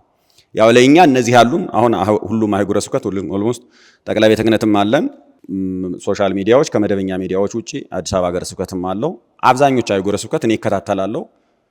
ብዙ መረጃዎችን የሚሰጡባቸው በተለይ የፌስቡክ እና የቲክቶክ እንትኖች ሚዲያዎች አሏቸው ማለት ነው። ይሄ ዩቲዩብም ብዙ አይቻለሁ ማለት ነው። ስለዚህ እነዚህን የተመለከተ ብዙ አሉ ማለት ነው። በሃታ ቤተክርስቲያናትም የተወሰኑ አሉ። እዚህ ጋር እኔ ማተኩርበት ሌላ ልሄድ። ተግዳሮቱ ምንድን ነው? እኛ በተግዳሮት ደረጃ አንደኛው የተሳሳተ መረጃ ማሰራጨት ነው ከፍተኛ ተግዳሮት የሚመጣው ማለት ነው። ይሄ በእኛም ጭምር በብዕር ስም የሚጽፉ ሰዎችም አሉ፣ ቀጥታ የሚጠቀሙ ሰዎችም አሉ፣ የአባቶችን ስም የሚያጠፉ ጸሐፍት አሉ። ይሄንን በግልጽ የምናውቃቸው ናቸው ማለት ነው። ሁለተኛ የባህል ወረራ ያስከትላል። ማህበራዊ ሚዲያ መደበኛው ሚዲያም ያ ነው ባህሪው። ያው ግሎባላይዜሽን አንዱ ሎካል የሆነውን ነገር ወይም የአንድን ግለሰብ ወይም የአንድን ሀገር ፈርጣማ ጉልበት ያለው የኢኮኖሚ አቅም የፖለቲካ አቅም ያለው አካል የሱን ቫልዩና የሱን አቋም ትምህርት እምነት የዓለም ማድረግ ነው ዋናው ስራው መደበኛው ቴሌቪዥኖችን ብንወስድ ማለት ነው።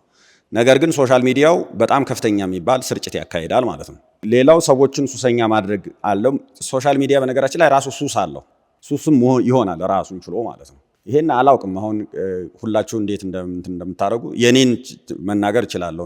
እንደ ኃጢአት ወይም እንደ ኑዛዜ ወሰዱትና ትምህርት አይሆንም። ግን ለዚህ ሱስ የሚለውን ሴንስ ለማድረግ ለምሳሌ እኔ ከእንቅልፌ ስነቃ አብዛኛውን ጊዜ ሞባይሌን ቼክ አረጋለሁ፣ ፌስቡክ ቼክ አረጋለሁ፣ ሚዲያ ቼክ አረጋለሁ። በነቃሁበት ሰዓት ላይ አልጋዬ ላይ እንዳለው ወደ ጸሎት ከመሄድ በፊት ይሄን አረጋለሁ። ይሄ እንደ ምንድነው የሚወሰደው? እንደ ጤነኛነት ነው ወይስ እንደ መጥፎ ነገር ነው የሚወሰደው የሚለውን ቫልዩ መውሰድ እንችላለን፣ ጀጅ ማድረግ እንችላለን። ነገር ግን ይሄ እንደ ሱስ ነው እኔ ያየሁት ማለት ነው። እንደ አስቸጋሪ ነገር ነው ያየሁት ማለት ነው። ስለዚህ በጣም ብዙ ጊዜ ደግሞ እናጠፋለን ሶሻል ሚዲያ ላይ ማለት ነው። ይሄ በጣም አስቸጋሪ ነገር ነው። የማይታወቁ የሽብር ቡድኖች በቀላሉ ጥፋታቸውን ወይም መልእክታቸውን ማስተላለፍ ይችላሉ። የአእምሮና የስነ ልቦና ጤና መታወክ ያስቸግራል። የሳይበር ጥቃትም በቀላሉ ይተላለፍበታል። ይሄ ለመቆጣጠር አስቸጋሪ ስለሆነ ማለት ነው። ማህበራዊ አብሮነትን የሚያስቀር ነው። ምስጢርን ወይም የግል ጉዳይን አለመጠበቅ ስራ የማግኘት እድልንም አናሳ ያደርጋል። አሁን በጣም የተገኘ ነገር አንድን ተቀጣሪ በራሱ ሲቪ መቅጠር አይቻልም። አሁን በቀላሉ ማህበራዊ ሚዲያውን ቸክ ማድረግ ይቻላል እና ከሊስት ማስወጣት ይቻላል። ከሾርት ሊስት ራሱ ማስወጣት ይቻላል። በየኤምባሲ ራሱ ሲሄዱ አፕላይ ስታደርጉ ማህበራዊ ሚዲያቸው ጥንቃቄ ተደርጎበት ነው ቸክ ይደረጋል። ኤምባሲ ሳይቀር ማለት ቸክ ያደርጋል። የኔን ኤክስፔሪየንስ ልነግራችሁ ይችላል። ቸክ ያደረገብኝን ማለት ነው እና ያየሁትን ማለት ነው የተነገረኝ እና በተለያየ ቦታ ይደረጋል ይሄ ማለት ነው። ስለዚህ ይሄም አንድ ችግር ነው ማለት ነው። አሉታዊና አሉባልታዊ ኑሮ ማለት ህይወት እንዲኖር አድርጓል። የትዳርን እና ሰላማዊና የፍቅር ግንኙነቱን አፌክት ያደርጋል። ይሄ ብዙ ቦታ ላይ የምታውቁት ነው። ልጆችን ለማሳደግ ለመንከባከብ ጊዜ እርስ በርስ ለመሰጣጠት እስኪያስቸግር ድረስ ቀጥታ ወንዱም ሴቱም ባልና ሚስት እንደገቡ ስልካቸው ጋር ኮኔክት ማድረጉ አለ። አሁን ከምስል ጋር አለ እዚህና አሳያቸዋለሁ። በመንፈሳዊ ህይወት ላይ ደግሞ ከፍተኛ ተጽዕኖ አለው። ይሄም ከንባብ ያርቃል፣ ከቅዱሳት መጻሕፍት ዕውቀት ያርቃል። በቀላሉ ጫጭር መልእክቶችን የማንበብ እድል ይሰጣል ማለት ነው። አሁን እንደውም ሌሎችም እየመጡ ያሉ አሉ እንደ ዊቻት አይነቶች እንደ ጄሚኒ አይነቶች በቀላሉ መልእክት ይሰጣሉ። የምንፈልጋቸው በትክክል መጠየቅ ከቻልን ብዙ የሚጠቁ ነገር አላቸው። ጥያቄ የመጠየቅ አቅማችን በጣም ጥሩ ከሆነ ጥሩ መረጃም ይሰጣሉ እነሱ። ግን ደግሞ ጥሩ ላንጠይቅ እንችላለን፣ ግን አጫጭር መረጃ ፊድ እያደረጉ ሊያበላሹን ይችላሉ። ከመጽሐፍ የምናገኘውን መረጃ ከመደበኛ ምንጭ ልናገኘው የምንችለውን መረጃ ሊያበላሹብን ይችላሉ። ይሄም አንድ ችግር ነው ማለት ነው። ይሁን አሁን በአምልኮ ስርዓታችን ውስጥ የሚፈጸመውን ችግር እነዚህ አሁን ቤተክርስቲያን ውስጥ ናቸው፣ አገልግሎት ላይ ናቸው ያሉት ማለት ነው። ግን የሚያረጉትን ማየት ትችላላችሁ። ይሄ አንዱ ፈተና ነው፣ አንዱ ችግር ነው ማለት ነው። ይሄም ሌላ ችግር ነው። ኑፋቄ ትምህርቶችን ከፍተኛ በሚባል አንዱን እዚህ ምስል ስለወሰድ ነው እንጂ በጣም ብዙዎች ናቸው። በማህበራዊ ሚዲያ ላይ ከፍተኛ የሚባል ጥቃቶች ይደርሳሉ። ይሄንንም ስልት ቀይሶ መከላከል ካልተቻለ አንዱ ጉዳቱ ነው ማለት ነው። ይሄ አሁን በግንኙነታቸው ላይ ግለኝነትን የማስፈን እድሉ ነው። ሁለት ሰዎች ካፌ ነው ያሉት፣ ነገር ግን ስልካቸው ጋር ነው፣ ጓደኛቸው ስልካቸው ነው ማለት ነው። አንዳንዴ ሊያስቸግር የሚችል እኔ ከትናንሽ ህፃናት እምሰማው አለ። ትናንሾች ከ15 በታች ያሉ ህፃናትን ስልክ ኑሯቸው ስልካቸውን ይዘው ስልካቸውን ጓደኛዬ የሚሉ ሁሉ አጋጥመውኛል። ስልካቸውን እንደ ጓደኛ የሚያዩ ማለት ነው። ይሄ በጣም ከፍተኛ የሚባል ተጽዕኖ ነው ማለት ነው። ትላልቆቹ ሊሆን ይችላል፣ ግን ትናንሾቹን ሳይቀር በጣም አፌክት አድርጓል ማለት ነው። ይሄ ልጆችን በማሳደግ ላይ ከፍተኛ ተጽዕኖ እንዳለው ማወቅ አለብን ማለት ነው። ይሄ ከሆነ የመፍትሄ ሀሳቦችን እንይና የመፍትሄ ሀሳቦቻችን ምን ይሆኑ ለሚለው ብዙ ነገሮችን በውይይት ማዳበር ይቻላል። በውይይት ላይ የሚሰጡ ሀሳቦችንም ጨምሮ የሚያቀርበው ሰው እዛ እንደየሁኔታው እንደየሀገረ ስብከቱ ሁኔታ እንደየህዝቡ ሁኔታ ማቅረብ አለበት። ነገር ግን አንደኛ ወቅታውን ያዋጁ ምንጮቻቸው የታወቁ ትምህርቶችን መረጃዎችን ለምእመናን ለማድረስ የሚዲያ ዳሰሳ እንደየሀገረ ስብከት እንዲደረግ ቢደረግ ማለት ነው። እያንዳንዱ ሀገረ ስብከት አንድ ሀገረ ስብከት በራሱ ማለት ነው የራሱ አካባቢዎች ስለሆኑ ማህበራዊ ሚዲያ አንዱ ችግሩ ምንድነው? ከሩቅ ብቻ አይደለም፣ ቅርብ ላይ ኮኔክት ያደረጉት አንድ ሀገረ ስብከት ውስጥ ያሉት ብቻ ወይም አንድ አካባቢ ያሉት ሰዎች ብቻ በቋንቋ ምክንያት አንድን ቋንቋ የሚናገሩ ብቻ በቀላሉ ኮኔክት የሚያደርጉበት አለ። ከሌላው ጋር ያለን ርቀት ይቀንሳል ማለት ነው። ስለዚህ እንደየሀገረ ስብከቱ የሚገመገምበት በማይከልም ደረጃ ተገምግሞ ይሄ ነገር የሚደረግበት ነገር ቢመጣ ማለት ነው። በተለይ በቲክቶክ እና በዩቲዩብ አሁን በአብዛኛው ቲክቶክ ነው አሁን በጣም ከፍተኛ የሚባል ብዙ እንቅስቃሴ እየተፈጠረበት ያለ፣ በዩቲዩብም ቀጥሎ ነው ያለ። የፌስቡክ ብዙ ላይ ያስቸግረን ይችላል። የሚያስተምሩ መምህራንን በተቻለ መጠን በመገናኛ ብዙሃን ኮኔክት ማድረግ ቢቻል እዚህ አግኝተናቸው ነበር። አንዴ መጥቶ ኮሚቴም ተዋቅሮ ነበር። ነገር ግን ላላ ማለት ነው። የህዝብ ግንኙነት ነው፣ የስብከተ ወንጌል ነው፣ ማንም የሚመለከተው የሚለው ሌላ ነገር ሆኖ ይሄ ቢደራጅና ወጥ በሆነ መንገድ ቢሄድ ለክፍለ ሀገር የሚጠቅም ነገር ይኖረዋል ማለት ነው። ስለዚህ ይሄንን ማድረግ የሚቻልበት እድል ቢፈጠር፣ ሌላ ምዕመናን በተለይ የሰንበት ትምህርት ቤት ወጣቶች አባላት የኑፋቄ ትምህርት ለሚተላለፍባቸው ማህበራዊ ሚዲያዎች እንዳይጋለጡ መምህራን ግንዛቤ መፍጠር ቢቻል፣ ይሄንን መለየት ቢቻል። በእርግጥ አታድርጉ ማለት አድርጉ የማለትን ያህል ትእዛዙ ከዛም በላይ ይሄዳል። በጣም አስቸጋሪ ነው። አሁን ግን መልስ መስጠት ነው። እኛ የሚደገፈው መልስ መስጠት ነው። የሚሰጡ ትምህርቶችን በትክክል ማምከን ማለት ነው። ይሄንን ውጤታማ የሆኑ ሰዎችን ውጤታማ የሆኑ መገናኛ ዘዴዎችን አይቻለሁ ማለት ነው። ቤቶቻቸውን እየከፈቱ መልስ ሲሰጡ ሲወያዩ የቤተክርስቲያኒቱ አቅም እየወጣ ሲመጣ ከፍተኛ የሆነ መከላከል መደረጉን አይቻለሁ። ስም ላለመጥቀስ ነው እንጂ ብዙ ሰዎች አሉ እዚህ ዲያቆናት፣ መምህራን ትላልቅ ስራዎችን የሚሰሩ አሉ ማለት ነው። ስለዚህ የሊቃውንትን የመምህራንን የራሳቸውን ገጽም ብሎግም የፌስቡክም ሁኔታዎች መከታተልና በጋራ ማናበብ የሚቻልበት ነገር ቢፈጠር ይሄ ሊጠቅም ይችላል የሚለውን ነው። ማጠቃለያ ላይ እንግዲህ የማነሳው ባለንበት ዘመን ማህበራዊ ሚዲያ የእግዚአብሔርን ቃልና የቤተክርስቲያንን ትምህርት ሃይማኖት፣ ትውፊት፣ ስርዓት ለምእመናንና ለመላው ዓለም ለማዳረስ የቤተክርስቲያናችንን ገጽታ ለመገንባት ትውልዱን ለማዳንና ለመጠበቅ የተሻለ አማራጭ ነው። በዚህ ዘመን በጣም ጥሩ የሚባል አማራጭ ነው። እንደ አማራጭ አናየውም ማለት አንችልም። እንደውም በጣም ጥሩ ጠንካራ የሚባል አማራጭ ስለሆነ ይሄንን ብንጠቀም በጣም ጥሩ ሊሆን ይችላል ማለት ነው። ሌላው ማህበራዊ ሚዲያ በሰዎች እምነት፣ ስነ ልቡናና ግለሰባዊ ቤተሰባዊ ህይወት፣ ማህበራዊ ባህላዊ እሴቶች ላይ እያደረሰ ያለውን ተጽዕኖ በጽሁፍ፣ በፊልም፣ በፎቶም ሆነ በሌላ መንገድ እያዘጋጁ ቤተክርስቲያን ከእምነቷ፣ ከትምህርቷ፣ ከስርዓቷ አንጻር ያንን መከላከል የሚችልበትን እድል ብትፈጥር በጣም ጥሩ ነው። ይሄን ሊጠቅም የሚችል ነገር ነው ብዬ አምናለሁኝ። በማህበራዊ ሚዲያ የሚሰነዘሩብንን አፍራሽ መልእክቶች ትውልዱን ለመጠበቅ ታጥቀው የተነሱ አጽራረ ቤተክርስቲያንን ለመቋቋም የሚያስችሉ የማህበራዊ ሚዲያዎችንም እንደ አንድ የኮሚኒኬሽን መንገድ በመጠቀም ተገቢውን ምላሽ መስጠት ቢቻል ይሄ በጣም ጥሩ ነገር ነው። እግዚአብሔር ይስጥልኝ። ምክትል ስራ አስኪያጅ፣ ክቡራን የመምሪያ ኃላፊዎች እና የክፍል ኃላፊዎች፣ የዚህ ስምሪት አባላት፣ እንግዲህ ሰዓቴን ለመጠቀም የኔ ጋር ያሉት ነገሮች 3 ነገሮች ናቸው። የማቀርበው ሁለቱን ነው። አንደኛው የስራ ክንውን ሪፖርት አዘገጃጀትን የሚመለከት ነው። ከዛ ደግሞ አቀራረብን የሚመለከት አለው። የመጨረሻው ደግሞ የሂሳብ አያያዝ የሚል አለው። የሂሳብ አያያዙን በሰነድ ደረጃ እንድትይዙት እናደርጋለን። እነዚህኞቹ ግን በዚሁ አቀርባቸዋለሁ። እንደ መግቢያ ትንሽ ስብከት ጥሩ ስለሆነ ስብከት ነገር እናንሳ እና የምታውቋቸውን ታሪኮች ያው ይሄ ኦሪት ዘፍጥረት ምዕራፍ 8 ላይ የኖህ ታሪክ ነው። እንግዲህ ኖህ 2 ሰራተኞችን መላኩ ይታወቃል። አንደኛው ሪፖርት አድርጓል፣ አንደኛው ሪፖርት አላደረገም። እንደው ለማዋዛት ጥሩ ነገሮች ስለሆኑ ነው። ያው ለእናንተን ለመስበክ አይደለም እንድናስታውሰው ብቻ ነው። ሁለተኛው ስብከት ደግሞ ያው ሌላው የኦሪት ክፍል ላይ ያለው የሙሴ የኢያሱና የካሌብ ታሪክ ነው። ይሄኛው ግን በጣም ብዙ ዝርዝር ነገሮች ስላሉት ወደኋላ አንዳንዴ ተመልሰን ልናየው እንችላለን። ያው እንደምታውቁት ሙሴ 12 ሰላዮችን እግዚአብሔር ታዞ ነው ስለላ የላከው። ከ12ቱ እንግዲህ 10ሩ ያቀረቡት ሪፖርት ይታወቃል።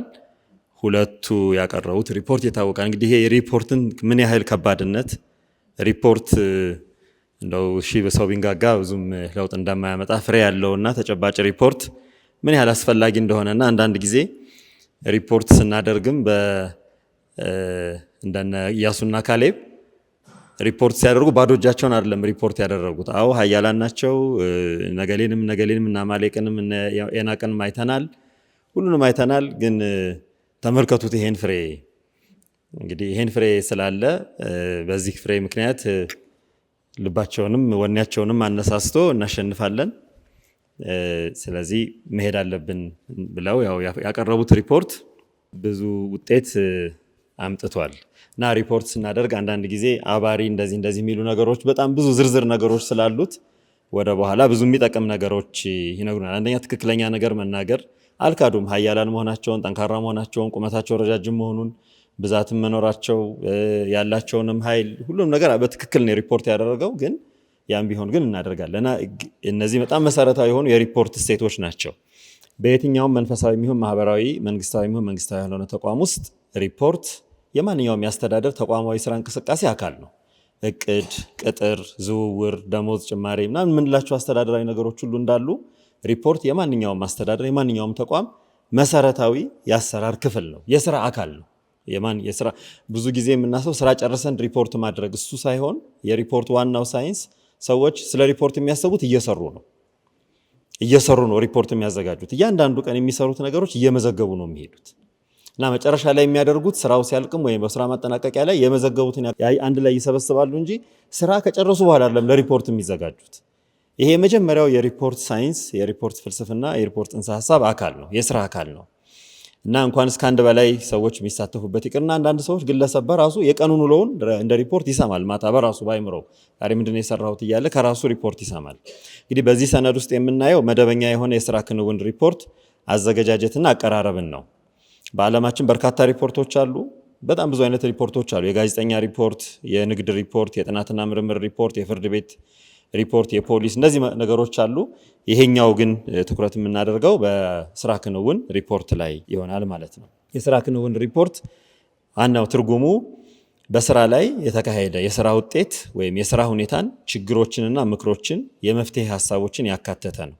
ሪፖርት ሙያዊ የሆነ በሪፖርት አቀራረብ በሚቀርብበት ጊዜ ሙያዊ የሆኑ ቅደም ተከተሎችን፣ ታይምና ቦታ ስፍሮችን፣ የጊዜና የቦታ ስፍሮችን፣ የፈጻሚና የተፈጻሚ ስራ ክንውኖችን በሚገባ ያካተተ ሊሆን ይገባዋል። ሪፖርት ለተወሰነ ታዳሚና ዓላማ ለሆነ ጉዳይ በዓላማ ነው የሚቀርበው። ሪፖርት ዝም ብሎ ሪፖርት መጻፍ ስላለብን አይደለም ሪፖርት የምንጽፈው።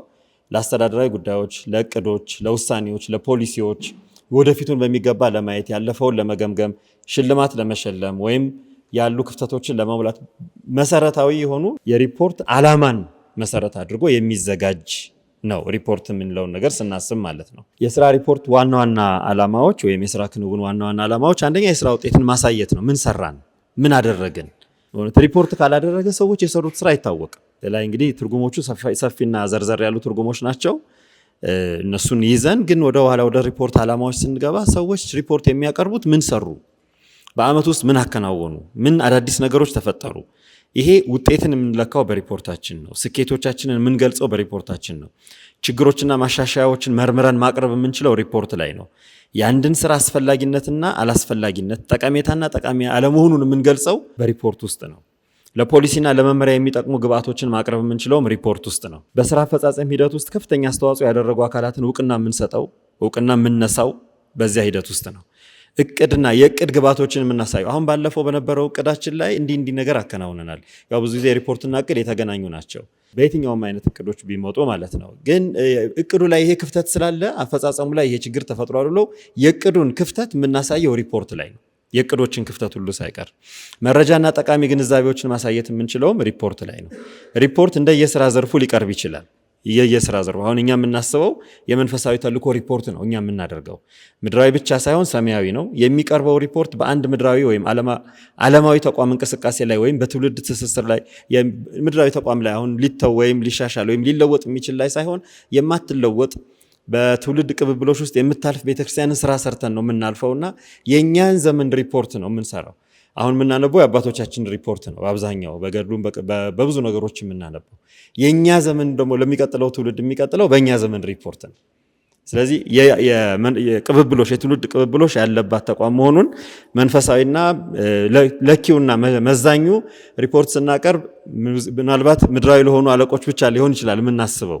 በመንፈሳዊ በቤተክርስቲያን ሪፖርት ግን ሪፖርት የምናቀርበው ለሰማያዊ አምላክም ነው። ያንንም ማሰብ ተገቢ ነው።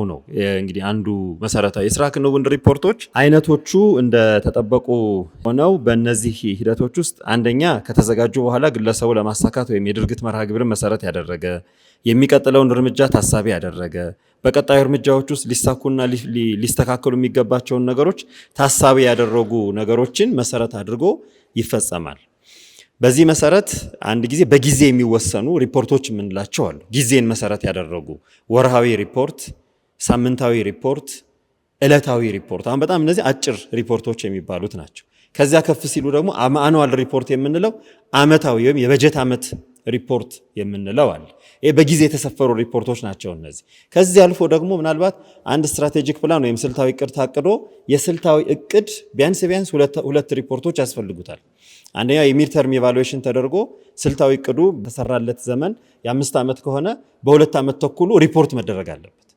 በየዓመቱ አኑዋል ወርክ ፕላን ተሸንሽኖ የሚቀርበው ሪፖርት እንዳለ ሆኖ እንደገና የራሱ የዚያ የስልታዊ እቅዱ ሪፖርት በጊዜ የተገደበ ነውና ሪፖርት በጊዜ የተወሰነ ነው።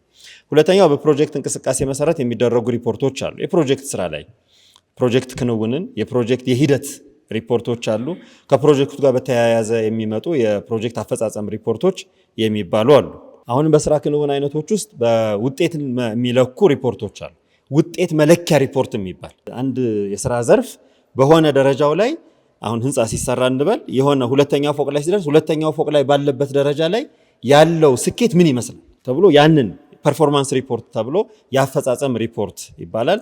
ከነዚህ ከአፈጻጸም ሪፖርቶች ጋር ሁልጊዜ የማይለያየው የገንዘብ ወይም ፋይናንሻል ሪፖርት አብሮ ይቀርባል። በምክንያት ወይም ጥቅምን መሰረት ያደረጉ ሪፖርቶች አሉ። የግል ፐርሰናል ሪፖርቶች አሉ። የቡድን ወይም የቲም የኮሚቴ የእንደዛ አይነት አሁን ለምሳሌ አንድ ሰው ለአንድ ተልእኮ ሲመለስ የሚያደርገው ሪፖርት አለ። ግላዊ ሪፖርት ነው። በቡድን ወይም በኮሚቴ አሁን ለጥምቀት ብዙ ኮሚቴዎች ተዋቅረዋል። ስራው ተሰርቷል። ሪፖርት ግን መሰማት አለበት። ይሄ የኮሚቴ ሪፖርት የምንላቸው ማለት ነው።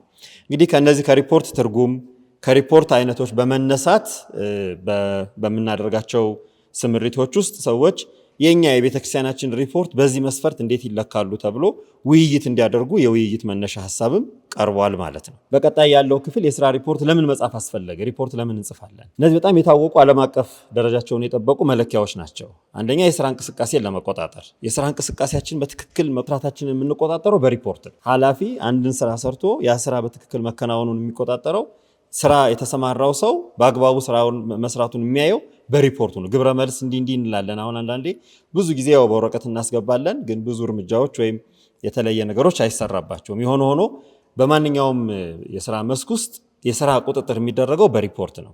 የተሳካ የስራ ሂደት ውጤትን ማሳያ ሪፖርት ውስጥ ነው። ፍሬውን ምርቱን የምናሳየው ሪፖርት ላይ ነው። ጊዜና እንቅስቃሴን በትክክል ተግባር ላይ መዋላችንን የምናስቀምጠውም ሪፖርት ላይ ነው። ግንዛቤ ለማቅረብ አንዳንድ ጊዜ በስራ ሂደቶች ውስጥ የሚገጥሙንን ችግሮች፣ የምናሳልፋቸው መሰናክሎች በትክክለኛው ቦታና በትክክለኛው ሰነድ ለሚመለከተው አካል የምናቀርበው ሪፖርት ላይ ነው። አንዳንድ ዝም ብለን በስራ ሂደት ውስጥ ምናልባት አለቆቻችን፣ ኃላፊዎቻችን ሲዘዋወሩ እኔ እኮ እንደዚህ ነው ምናምን ብለን በቃል ልንናገር፣ ያ ግን ፎርማል አይደለም፣ ትክክለኛ ማቀራረብ አይደለም። በአሁኑ ጊዜ ለምሳሌ በውጭ ዓለም በሰለጠነው ዓለም እንዲህ አይነት ነገሮች አይታወቁም። ሰዎች እየሰሩ ስላለው ነገር በቃል ወይም እንዲህ ያደረኩ ነው እንጂ ምናምን አይነት ነገር ብለው አያወሩ። በአግባቡ ስራው ላይ ሲደረስ በሪፖርት ያቀርባሉ። እነዚህኞቹ አሰራሮች ምንም ተግባር ምንም ፍጻሜ የማያመጡ አንዳንድ ጊዜ መሰናክል ሁሉ ሊፈጥሩ ይችላሉ። ያ ትክክለኛ ያልሆኑ ናቸው ይላሉ። ግንዛቤ የምናቀርበው በወቅቱ ላይ ነው። ችግርን ለመለየትና መፍትሄ ለማቅረብ ሪፖርት በጣም መሰረታዊ ጉዳይ ነው። ሰራተኞችን ለማስተማር እና አንዳንድ ጉዳዮችን ለማሳየት ሪፖርት መሰረታዊ ነው። አሁን ብዙ ከመላው ሀገራችን የሚመጡ ሪፖርቶችን በአግባቡ ሰንደን ቁጭ ብለን ብንወያይባቸው በጣም ብዙ ትምህርት እንወስዳለን። ከሪፖርቶች ብቻ ተነስተን አገራችን ቤተክርስቲያናችን የት ነው ያለችው፣ ምን ላይ ነው ያለነው፣ እንቅስቃሴ ምን ነው የሚለውን ትምህርት መውሰድ እንችላለን። ሪፖርት በጣም አስተማሪ ጉዳይ ነው። በጣም ትልቅ ጉዳይ ነው። ሌላው ከስራ ቦታ ግንኙነት ነው። ስራው ከሚሰራበት ኃላፊዎች ብዙ ጊዜ ስራ ቦታው ላይ ላይገኙ ይችላሉ። ስራዎች የሚሰሩባቸው መስኮች ላይ ላይገኙ ይችላሉ። ቢሮአቸው ሆነው ወይም አንድ ቦታ ላይ ሆነው ነው ስራ በጣም ብዙ ስምሪቶችን ሊሰጡ የሚችሉት። ግን ያ ሰራተኛ ስራውን መስራቱን ስራውን የሰራበትን ቦታ ማየት የሚችሉት በሪፖርቱ ነው። ስለዚህ ስራውና ሰራተኞችን ኃላፊዎችን ከስራ ቦታ ጋር ማገናኘት የምንችለው በሪፖርት ነው። አስተዳደርን ለማስተካከል በአንዳንድ ውሳኔዎቻችን የተዛቡ ውሳኔዎች፣ ያልተስተካከሉ ጉዳዮችን የምናርመውም በሪፖርት ነው። ውሳኔ ማድረግና ፖሊሲዎች መቅረጽ፣ እነዚህን ሁሉ ማድረግ የምንችለው በሪፖርት ነው እና ሪፖርት በጣም ሰፊ የሆነ በጣም ብዙ ጥቅምና ምክንያት ያለው ጉዳይ ነው። ሪፖርት ሲጻፍ እንግዲህ ወደ ቴክኒካል ነገሮቹ እንመለስና ሪፖርት ሲጻፍ ለሚደረጉ ጥንቃቄዎች ሰዎች አሁን እንግዲህ ሪፖርት እንዲጽፉ እናበረታታለን። ግዴታ ምን እንላለን? ሪፖርት ካልጻፍ ስራህን አናውቅም። ግን እንዴት ነው ሪፖርት የሚጻፈው? ሲጻፉ የመጀመሪያ የሚደረጉ ጥንቃቄዎችን ከመግባታቸው በፊት እንዲያውቁ ማድረግ አለብን። አንደኛው በሚጽፉበት ጊዜ ትክክለኛ የሆነ የሰሯቸውን ስራዎች በአጠቃላይ በማንኛውም እያንዳንዷ የሚጽፏት ነገር ትክክለኛ መሆኗን ማረጋገጥ መቻል አለባቸው። ውሸት አይጻፍም። በጣም ነውር ነው። ኃጢአትን ብቻ ሳይሆን በጣም ነውር ነው እና ትክክለኛ አኪዩሬሲ በጣም መሰረታዊ ጉዳይ ነው። ሁለተኛው ግልጽነት። የምትጽፈው አሁን ካሁን በኋላ የምጽፈው ነገር ግልጽ ሆነ ለሚሰማው ለሚያነበውም ሰው ግልጽ የሆነ ነገር እንደምጽፍ ማወቅ አለብኝ። ሶስተኛው ወጣ ገባ ያልሆነ ቅደም ተከተል ያልጠበቀ ወይም ኮንሲስተንሲ የሌለው ወጥነት የሌለው ነገር እንዳልጽፍ፣ ቅደም ተከተል ያለው ድግምግሞሽ የሌለበት መታለፍ የለባቸውን ነገሮች በሚገባ ሳላልፍ ማለፍ የለብኝን ሳላልፍ የሚታለፉ የሚገባቸውን ደግሞ አልፌ መጻፍ እንዳለብኝ ማሳወቅ አለ። መዋቅሩን የጠበቀ አሁን አንድ የሚጽፈው ጽሁፍ ለምሳሌ አጥቢያው ሪፖርት ሲጽፍ ለመንበረ ፓትርያርክ እንደሚጽፍ እያሰፈ መጻፍ የለበት። የሚጽፈው ለወረዳ ወይም ለሀገረ ስብከት መሆኑን ማወቅ አለበት። መዋቅሩን አሁን እኔ ሪፖርት የምጽፈው ለማን ነው? የኔ የቅርብ ተጠሪ ማን ነው? አሁን ተጠሪነት የሚባለው በመሰረቱ በትክክለኛው የአስተዳደር ጽንሰ ሀሳብ ተጠሪነት ማለት ሪፖርት አድራጊነት ማለት። ለማን ነው ሪፖርት? ተጠሪነቴ ማለት እኔ ሪፖርት የማደርግለት ሰው ማለት። ስለዚህ በሪፖርት ሂደት ውስጥ ለማን ነው ሪፖርት የሚያደርገውና ሀገረ ስብከት ለመንበረ ፓትርያርክ ለቅዱስ ሲኖዶስ ሪፖርት እንደሚያደርግ፣ ወረዳ ለጠቅላይ ሀገረ ስብከት እንደሚያደርግ፣ አጥቢያ ለወረዳ እንደሚያደርግ መዋቅርን የማስጠበቅ ሂደት አለው። ማስረጃ መጠቀም ለማንኛውም ለሚጽፈው ነገር ተጠያቂ እንደሚሆን ማወቅና ለሚናገረው ነገር ማስረጃ ቢጠየቅ ማስረጃ እንዳለው እርግጠኛ መሆን አለ። የማስረጃ አጠቃቀም ለችግሮች ግልጽ የሆኑ ምክሮችና መፍትሄ ሀሳቦችንም አብሮ ማካተት እና ለምን እንዴት አለፍከው? ምክንያቱም ትላንትናን ያለፍኩት የትላንትና ችግር ሳይኖርብኝ ቀርቶ አይደለም። ግን የትላንትናውን ችግር እንዴት አለፍከው? ዝም ብለህ አለፍከው? ተጠቅተህ አለፍከው? በምን ሁኔታ አለፍከው? ያ ለሚቀጥለው ትምህርት ስለሚሆን ችግሮቹና ከነ መፍትሄ ሀሳቦቹ ማቅረብ አለበት። ግዴታ ልክ ነው ልክ አይደለም አይደል፣ ብቻ ያለፈበት ነገር አስፈላጊ ነው። ያን ችግር ያለፈበት ጉዳይ አስፈላጊ ነገር። ግንኙነትና ኮንፊደንሻሊቲን ፕሮፌሽናሊዝም የሚባለው የሙያዎችን መጠበቅ። አንዳንድ ጊዜ አሁን ለምሳሌ የሂሳብ ሪፖርት ሲቀርብ የሂሳብ ሰው ነው ማቅረብ ያለበት። ይህ አሁን ሙያዊ ቢጠየቅ ያንን ኦዲት ሪፖርት የሚያቀርሰው ኦዲተር ነው። ለሙያዊ ነገሮች ትኩረት መስጠት አለበት። ሙያዊ ሪፖርቶች የሕክምና ሪፖርት የሚያቀርበው ሐኪም ነው። የውትድርና ሪፖርት የሚያቀርብ ወታደር፣ ከቋንቋው ጀምሮ ብዙን አያውቀው ሰው። ስለዚህ ለሙያዊ ነገሮች ትኩረት መስጠት አለበት። ምስጢር ጠባቂነት በሪፖርት አንዳንድ ጊዜ ሁሉን ነገር ሪፖርት ማድረግ አለበት ስለተባለ ምስጢር በሪፖርት መውጣት የለበት። ምስጢራዊነት መጠበቅ አለባቸው ሪፖርት ውስጥ። ይሄ ዓለም አቀፍ ስታንዳርድ ደረጃዎች ናቸው። እነዚህ የድርጅትን የተቋምን ምስጢር መጠበቅ፣ ሰሚውን መገንዘብ። አንዳንድ ጊዜ ሰው ብዙ ጊዜ አሁን እኛ ጋር ያለው ልምድ ሰው መስማት የሚፈልገውን ነገር ነው የምንጽፈው፣ የሰራሁትን አይደለም። ይሄ በጣም አስቸጋሪ ጉዳይ ነው እና ያ ሰሚውን ማክበር፣ ይሄ አሁን ሰው መናቅ ነው። ሰሚውን ማክበር አይደለም የሚመስለን፣ እያከበር ነው እንደሆነ ነው፣ ግን እየናቅ ነው። እና እነዚህ ሰሚን ስራውን ማኳሰስ ሰሚንም መናቅ ነው። ማረጋገጫና ትክክለኛ ነገሮችን መጻፍ።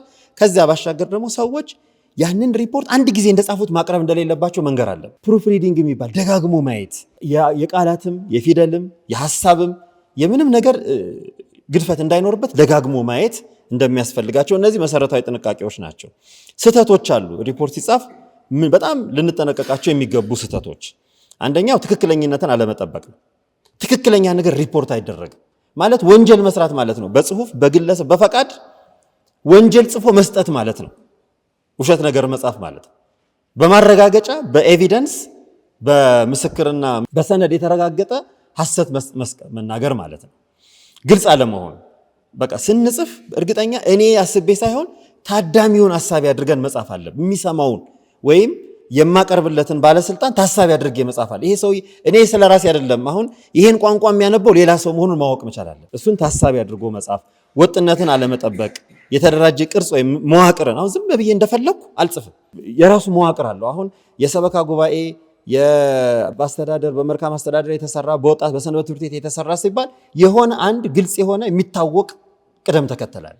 ያን ቅደም ተከተል መጠበቅ አለብኝ። የተሰጠኝን ቅደም ተከተል ማለት ነው። እኔ የወደድኩትን የፈለግኩትን ሳይሆን በተሰጠኝን ቅደም ተከተል መጠበቅ። እነዚህ ስህተቶች ማስረጃ ለመጠቀም፣ ምስጢራዊነትን አለመጠበቅ፣ አንዳንድ ጊዜ ግምታቸው የተዘበራረቁ ያልሆነ ግምት ማለት ይሄን ያህል ፐርሰንት እንደዚህ አድርገናል፣ ያ ፐርሰንት ይጠየቃል። ቁጥር ላይ መጠንቀቅ አለብን። ይሄን ያህል ሰው እንዲህ አድርገናል ይባላል። ይሄ በጣም ግምቶችን በእርግጠኛ መሆን እኔ የምገምተው ለሌላው ሰው እንዴት ነው የሚነበበው? እኔ የምገምተው ማለት ነው ያንኛው ሰው እንዴት ነው የማየው? እና ለምሳሌ አንዳንድ ጊዜ በመሐንዲሶች አንድ የሆነ ቋሚ ነገር ቀጥ ብሎ የተቀመጠ ነገር አንዲት ዲግሪ ዘንበን ቢል ወደቀ ነው የሚሉት። ለሌላው ሰው ግን ወደቀ ላይሆን ይችላል፣ አዘመመን ብቻ ሊል ይችላል። እነዚህ ቃላቶች አጠቃቀምና ግምቶችን በሙያ መጠቀም ነው። እነዚህ ላይ እንግዲህ ከሪፖርት አጻጻፍ ስልቶችና ከሪፖርት አጻጻፍ ጥንቃቄዎችና ቅደም ተከተሎች አንጻር ምን አይነት እንዳለብን ውይይት እንዲያደርጉ ሁለተኛ ውይይት ሐሳብ ቀርቧል። የሪፖርት አጻጻፍ ስልቶች አንደኛው በጣም ቀላል የሚባለው የሪፖርት አጻጻፍ በጣም ሲምፕል፣ ምንም አይነት ቅደም ተከተል የማይጠብቅ ስራዋ ላይ ብቻ ትኩረት ያደረገ ምን ተሰራ፣ ምን ውጤት ተገኘ፣ ምን ችግር ገጠመ ብቻ የሚል ቀላል ቅርጹን ብዙም የማያወላድ ሪፖርት ይባላል። ይሄ አንዳንዴ የኮሚቴ ስራ ላይ ስንሰራ የግል ሪፖርት ስናቀርብ የምንጠቀማቸው ነገሮች ናቸው። በታዘዝኩት መሰረት በዚህ ደብዳቤ መሰረት እንደዚህ ታዝዣለሁ፣ በታዘዝኩት መሰረት እዚህ ቦታ ሄጃለሁ፣ ይሄን ውጤት አስመዝግቤያለሁ፣ ይሄ ችግር ገጥሞኛል ተብሎ ቀለል ያለ ሪፖርት ይቀርባል። ሁለተኛው ደግሞ በጣም የተደራጀ የተዋቀረ በተለይ የስራ ክንውን ሪፖርት ሲቀርብ በጣም የተደራጀ አሁን ምናልባት በዚህ ላይ ተፈጻሚ ከሆነ ፎርማት ምንም በደንብ የተዘጋጀላቸው ነገሮች ማሰራጨት ያለብን ጉዳይ ነው። መግቢያ ይኖረዋል፣ መዋቅር ይኖረዋል፣ የተደራጀ ምን ተካሄደ የሚሉትን ነገሮች ውጤቱና ፍሬዎቹ ምንድናቸው፣ ችግሮቹና መፍትሄያቸው ማጠቃለያና ምክሮችን የያዘ የተደራጀ ስትራክቸርድ ሪፖርቲንግ ሲስተም የሚባለው ይሄን ነው በዚህ ንግግሬም ላይ የማጠናቀቀው። ሌላው በሪፖርት ውስጥ የሚካተቱ ነገሮች ያው ሰንጠረዥ እና አንዳንድ ግልጽ ስልት፣ የገጽታ ስልት የሚባሉ የቁጥሮችን አሃዞችን ማስቀመጥ ሲኖርብን በእንደዚህ አይነት መንገድ ምን ስራ ተካሄደ፣ ውጤቱ ምን ተሆነ፣ ተጠናቀቀ አልተጠናቀቀም፣ ችግር አለ የለም እያል በእቅዶቻችን ላይ አስቀምጠን የእቅድ ሰንጠረዦችን አስቀምጠን በእቅዱ መሰረት ሪፖርት የምናደርግበት ስልት ነው። ይሄ ታቡሌሽን ታቡላር ሜተድ ይባላል፣ ወይም በሰንጠረዥ የማስቀመጥ ሪፖርት ይባላል። ሌላው ደግሞ የሪፖርት አጻጻፍ ትረካዊ አቀራረብ ነው። አንዳንድ ጊዜ ማራኪ ለማድረግ ሪፖርትን በተለይ በጣም ሰፊ ህዝብ በሚሰማባቸው ቦታዎች ላይ ሪፖርት ስናደርግ ይሄ ቁጥርና ስትራክቸር የሆነ ነገር ከማድረግ ትንሽ ናሬቲቭ እናደርገዋለን፣ ይሄ ትረካዊ እናደርገዋለን። የዚህ አይነት ትንሽ ወዝ ጨምሮ ማቅረብ በታሪክና በሴት መልኩ ማቅረብ ማለት ነው። ግን ያም ሆኖ መዋቅሩን አይለቅም፣ ያም ሆኖ እውነተኝነትን አይለቅም፣ ያም ሆኖ ኮንሲስተንሲ ቅደም ተከተል ወጥነትን አይለቅም። እነዚህ ስልቶች በሚገባ ተግባር መሆን አለባቸው። የሪፖርት አጻጻፍ ላይ በጥናታዊ ጽሁፍ የሚቀርብ ደግሞ ሌላው በጣም ውስብስብ የሆነ የሪሰርች ቤዝድ የሆነ ጥናትን ምርምርን መሰረት ያደረገ ሪፖርት ደግሞ የሚቀርባል። እሱ ደግሞ በጣም ለከፍተኛ ምርምር ለከፍተኛ ሰሚ ለሳይንቲፊክ ኮሚቴ ምናምን ሲባል የሚቀርቡ ነገሮች ናቸው። በጣም በፕሬዘንቴ የመረጃ ምንጮች ምናምን ሁሉ በሚገባ የራሱን ቅደም ተከተሎች ይዞ የሚቀርብ የሪፖርት አጻጻፍ ነው። የስነ ምግባር መርሆች አሉ። ሪፖርት ሲጻፍ በጣም መሰረታዊ ሆኑ ቀደም ሲል ያልናቸው እንዳሉ ሆነው ይሄ ምስጢር መጠበቅ፣ እውነተኝነትን ማስቀመጥ፣ ግለሰብን ወይም ቡድንን ስም አለማጥፋት፣ ሌላውን አለመተቸት፣ አሽሙር፣ ቧልት፣ ይሄ እንዲህ አይነት ነገሮችን አለመጠቀም፣ ከአንድ አካል መግለጫን ማብራሪያ እንደ ማብራሪያ አይነት መግለጫማ አይነት ነገሮች እንዳይሆኑ፣ ስልጣንን አንዳንድ ጊዜ ያለ አይደለም ይሄ እንደው ባለስልጣን ነኝ አይነት ነገርም እንዳይሆን፣ ግልጽነትን ያልጠበቁ ያልተሞሉ ሪፖርቶችን አለማቅረብ፣ እነዚህ በጣም መሰረታዊ የሆኑ የሪፖርት አቀራረብ ስነ ምግባሮች ናቸው። ለዚህም ውይይት ይኖረዋል። የመጨረሻው ክፍል የሰበካ ሪፖርት በሪፖርት ጉዳይ ላይ የሰበካ ጉባኤ ሪፖርታችን ምን ይምሰል የሚለው ነው። እንግዲህ ከሽፋኑ ጀምረን በሚገባ ማሰብ አለብን። በእርግጥ የከቨሪንግ ደብዳቤዎችም ምኖችም በተወሰነ ደረጃ ቅጾቹ ላይ አዘጋጅቻለሁ። የሪፖርቱ ሽፋኑ ምንድነው መያዝ ያለበት? የሀገረ ስብከቱ ስም፣ የሪፖርቱ አይነት፣ አመታዊ ለመንበረ ፓትርያርክ የሚቀርብ አመታዊ ሪፖርት ተብሎ ሽፋኑ ላይ በግልጽ ብዙ ጊዜ ሽፋን ላይ ግልጽ ያሉ ነገሮች ማስቀመጥ በጣም የሰለጠነ አካሄድ መሄድ አለብን ነው። አንዳንድ እያየናቸው ነው። አሁን ባለፉት በጣም ረጅም ጊዜ ሪፖርት ኢቫሉዌት እናደርጋለን። ጠቅላይ ቤተ ክህነት እንዲሁ ዝም ብሎ ከምስጋናም ይጀምራል። እንደው ይሄ ቢታሰብበት ነው። ከዚያ የሪፖርቱ ጊዜ ቀንና ቦታ ይኖረዋል። ከዚያ ቀጥሎ ደግሞ መጽሔት ላይ ስለሚታተም ብዙ ጊዜ ይነገራል። የተወሰኑ ቅንስናሽ ጽሁፎች እንድንጽፍ ጥቅል ጭማቂ ይባላል። ጭማቂ ምንለው ያቺ ምንድነው የምትይዘው?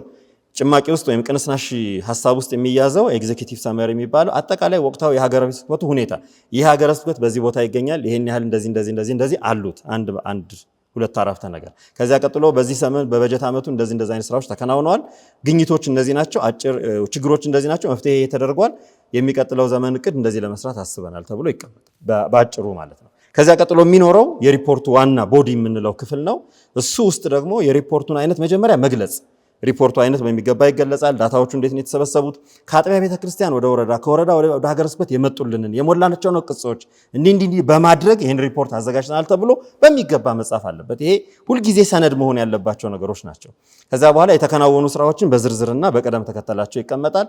በእቅድ ወይም በመስፈርት የተቀመጡና በደንብ የተለኩ ከሆኑ ለምሳሌ ህንፃ ከሆነ ወይም የሆነ ጉዳይ ከሆነ ይሄን ያህል ፐርሰንት ከእቅዳችን አከናውነናል፣ ከእቅድ በላይ ይሄን ያህል ሰርተናል ተብሎ በሚገባ ከነ ውጤቱ የታወቁ መለኪያዎችን ያልታወቀ መለኪያ አይደለም። የታወቀ ማለት ሪፖርት የሚለካ ነገር ነው። እቅድ ተለክቶ ተሰፍሮ እንደሚሰጥ ሪፖርትም ተለክቶ ነው የሚቀመጠው እና ዝም ብሎ በአብዛኛው ሰርተን አከናውነናል ተብሎ ሪፖርት አይመጣም። መቀመጥ አለበት ገደብ ማለት ነው። የፋይናንስ የገንዘብ ሪፖርቶቹም በዚሁ ኦዲት ተደርገው የኦዲት ሪፖርት ጋር የኢንተርናል ኦዲተሩ ከተቻለ ኤክስተርናል ኦዲተርም ተደርጎ የኦዲት ሪፖርቱ ነው በፋይናንስ የሚቀርበው። ይህ በሚገባ መቅረብ መቻል አለበት። በደንብ የሰለጠነ አካሄድ ብንሄድ ከዚያ ከተቻለ ይሄ የለንም ግን እንደው ቢኖረን ከሚል አንጻር ነው ሞኒተሪንግ ኤንድ ኢቫሉዌሽን ሪፖርት ይባላል። የግምገማ ሪፖርት ሀገረ ስብከቱ ስራውን ገምግሟል ወይም ወረዳው አጥቢያው ስራውን ገምግሟል፣ ያን የግምገማ ሪፖርት መቅረብ ይችላል። ይሄም በብዙ ቦታዎች ኤምኤንዲ የሚባል ክፍል አላቸው። የግምገማ የሞኒተሪንግ ኤንድ ኢቫሉዌሽን የምዘናና ግምገማ ክፍል አላቸው። በዛ ይመዘንና የምዘና ሪፖርት አብሮ ይቀርባል። እኛ ጋር የለም ተደርጎም አያውቅም። የሰበካ ጉባኤ ሪፖርታችን እንግዲህ ከሚመስልባቸው ሌሎች ያጋጠሙ ችግሮችና መፍትሄዎቻቸውን አካቶ ማጠቃለያ አስቀምጦ አባሪዎች አያይዞ ያጠናቅቃል ማለት ነው። በዚህ መንገድ ቅልብጭ ያለ ሪፖርት እንዲኖረን ይጠበቃል። ለዚህ ቅጾችም አሁን ደግሞ ኤሌክትሮኒክስ ነገሮችን ማሰራት ይገባናል። እዚህም ላይ አራተኛ የውይይት ርዕስ አስቀምጠናል። ከላይ በቀረበው ዓመታዊ የሰበካ ጉባኤ ሪፖርታችን ማዘጋጀት የሚቻል መሆኑን ነው የማይቻል መሆኑን ውይይት አድርጉ። ይህ ሪፖርት አቀራረብ በስራ ላይ ለመዋል የሚያስቸግሩ ነገሮች ምን አሉ ብለን ልንጽፍ እንችላለን። ይችኛው በጣም አጭር ነው፣ የብዙዎቻችን ችግር ስለሆነ ነው። ሪፖርት በማዘጋጀት ሂደት ውስጥ ሙያችን እንዴት ማሻሻል እንችላለን? ትንሽ ነገር ነች። እሱንም በስልጠና ውስጥ ማካተት ይቻላል። የሪፖርት አጻጻፍ ሙያን እንዴት ማሻሻል ይቻላል የሚል ነው። ለዚህም ውይይት አለው። የመጨረሻው ክፍል ሪፖርት እንዴት ይቀርባል? እዚህ የሚያቀርቡት ይሄንን በጣም አጭር ናት። ይቅርታ አድርጎልኝ አባታችሁ 2 ደቂቃ። ሪፖርት እዚህ የሚቀርበው ከዚሁ የተሰበሰበ ዳታ ከዚሁ ከኛው ከአጠቃላይ ሰበካ ጉባኤ በአግባቡ የተዘጋጀ ሪፖርት በአግባቡ መቅረብ አለበት። ለሚመለከተው አካል መቅረብ አለበት። በሚመለከተው ሰው መቅረብ አለበት። በሚመለከተው ባለሙያ መቅረብ አለበት። ሪፖርቱ ሊቀርብ የሚችልበት የጊዜ ገደብ ውስጥ መቅረብ አለበት። ጊዜ እንዲጠበቅ ትልቁ ችግር አሁን የሰበካ ጉባኤ ማደራጃ መምሪያ የሚቸገረው የጊዜ አጠባበቅ። ሰኔ 30 ወይም ሐምሌ 30 ይባላል፣ አይመጣም። ብዙ ሪፖርቶች አይመጡም። ይሄ በጣም በማሳሰብ አጥብቆ ማሳሰብ ያስፈልጋል። ጊዜውን ያልጠበቀ ሪፖርት አይደለም። በነገራችን እየሰሩ አይደለም፣ ስራቸውንም እየሰሩ አይደለም ተብሎ ያስተቻል እና ይሄ በሚገባና በሚመለከተው ስርዓትና ክብር ውስጥ መቅረብ አለበት። ሪፖርቱ በሚቀርብበት ወቅት አንደኛ ደረጃውን የጠበቀ ሪፖርት ያቀራረብ ስልት፣ ጥበብ፣ ስርዓትን በጠበቀ መልኩ ተዘጋጅቶ በተገቢው ባለስልጣን መቅረብ አለበት። ተገቢውን ፕሮቶኮል ጠብቆ መቅረብ አለበት። እዚህ የምናያቸው በጣም ብዙ ነገሮች ስላሉ እነሱን እንዲሻሻሉ ማለት ነው። ቢሻሻሉ በጣም ትልቅ የከበረ በአመት አንድ ጊዜ የምንገናኝበት በጣም ትልቅ መድረክ ነውና እዚያ ላይ በሚገባው መቅረብን በተገቢው ጊዜ መላክ። ጊዜውን ያልጠበቀ ሪፖርት የአሰራር ክፍተት ማሳያ ነው። የአስተዳደር ዝርክርክነትን የሚያረጋግጥ ነው። ይሄን ማሳይ መንገድ ቅጾች መሞላታቸውን እጅግ አስፈላጊ መሆናቸው በቅጾች ላይ የተመሰረተ ሪፖርት መቅረብ አለበት። ቤተክርስቲያኗ ቅጽ አላት፣ ስርዓት አላት፣ ከአጥቢያ ጀምሮ እስከ ቤተ ክህነት ድረስ የሚሄድ እነሱን መሰረት አድርጎ መቅረቡን ማረጋገጥ አለባቸው አቅራቢዎች። አባሪ ሰነዶችን መጠቀም ሪፖርት በሚቀርብበት በሰነድነት እንዲቀመጥ ብዙ ጊዜ ይሄ የሚቀርብ ሰነድ የዚያ ቤተክርስቲያን የዚያ አጥቢያ ወይም የዚያ ሀገረ ስብከት ቋሚ ሰነዱ እንደሆነ ማሰብ መቻል አለባቸው ሰዎች። ያ ነው አሁን ቀሪ ሰነዱ ቤተ ክህነት ውስጥ የተቀመጠለት የሥራ ሰነዱ ማለት ነው። እና ያስቀመጧቸው ጥሩ አባሪዎች ፎቶግራፎች ቢያስቀምጡ ስራው እንኳን ቢጠፋ አባሪውና ሪፖርቱ የዚያ ምስክር ሆኖ ይቀመጣል ማለት ነው። የዚያ ስራ ምስክር ሆኖ በተሰጠው ትእዛዝ መሰረት ማቅረብ፣ ከተሰጠው የገጽ ብዛት፣ የአጻጻፍ ስልት፣ የመረጃ ፍሰት ውጪ እንዳያቀርቡ ማሳሰብ ያስፈልጋል። ሪፖርት በአካል በደብዳቤ በዘመናዊ ቴክኖሎጂ ሊላክ እንደሚችልም ማሳየቱ ተገቢ ነው። አሁን ብንችል ዘመናዊ ቴክኖሎጂ መጠቀም መቻል አለብን። እዚያው ያሉበት ፎርሙን እዚያው ሞልተው በተገቢው ሰዓት ሴንድ አድርገው ሰብሚት አድርገው ማስቀመጥ እንዲችሉ ማለት ነው። አቀራረብ ላይ በአጠቃላይ በሰበካ ጉባኤ ፊት ለፊት በሚቀርብበት ጊዜ አንደኛ ሳይዘጋጁ ማቅረብ፣ ሳያነቡት ራሳቸው የጻፉትን ወይም በራሳቸው ስም የተጻፈው እንኳን ሪፖርት ሳይዘጋጁና ሳያነቡት ይቀርባሉ። ይሄን ተዘጋጅቶ አለማቅረብ፣ አለባበስ እዚህ ካባ ስጠኝ ነጠላ ስጠኝ ብሎ ማቅረባል። እነዚህ ነገሮች ሁሉ በጣም እንትን ናቸው፣ ያልሰለጠኑ አካሄዶች ናቸው። እነዚህንም ማሰብ፣ የመግቢያ ንግግር ማስፋት፣ በጣም ሰፊ ንግግሮችን ማስፋት፣ ሰው ማመስገን ያልተገቡን እንደውም ዘንድሮ ተገሰጸ። አንድ ጥሩ ግሳጼ ቀረበ። አትበሉ የሰላም አባት የእንደዚህ አባት እና እንደዚህ የሚሉ ነገሮች እነዚህ የሪፖርት ክፍል አይደሉም። የሪፖርት ስነ ምግባርም አይደሉም። ሪፖርት ስራ ነው የሚቀርብበት። ያንን እንዲያውቁ ማስረዳት ያስፈልጋል። ከዛ የዘገባ ቅደም ተከተል አንዳንድ ጊዜ አንዳንዱ በደንብ ሳይቀር ይመጣና እዚሁ በጣም የሚደጋገሙ ነገሮች ስለ ስብከተ ወንጌል ሪፖርት ማድረግ ሲገባው ስብከተ ወንጌል ማለት ብሎ ይጀምራል። ስብከተ ወንጌል ማለት ለቤተ ክርስቲያናችን እጅግ በጣም ምናምን ብሎ ይጀምራል። ሐዋርያዊ ተልእኮ ምናምን ብሎ ይሄ ትክክለኛ ያልሆነ የሪፖርት አቀራረብ እንደሆነ ማሳየት፣ በአጠቃላይ እነዚህን በአግባቡ ማስረስ ተገቢ የሆነ ጉዳይ ነው። ከዚያ ባሻገር የሥነ ምግባር መርሆችን መከተል፣ የሚከለከሉ ጉዳዮችን ተግባር ላይ መዋል ያስፈልጋል። እንግዲህ ይሄ ያው ጌታችን ግብረ ዘወሀብከኒ ፈጸምኩ ብሎ የተናገረው ነው። ያው ያንን ሳንል ስራችንን ሳናከናውን ወደዚያ እንደማንሄድ ለማሳየት ነው። አመሰግናለሁ።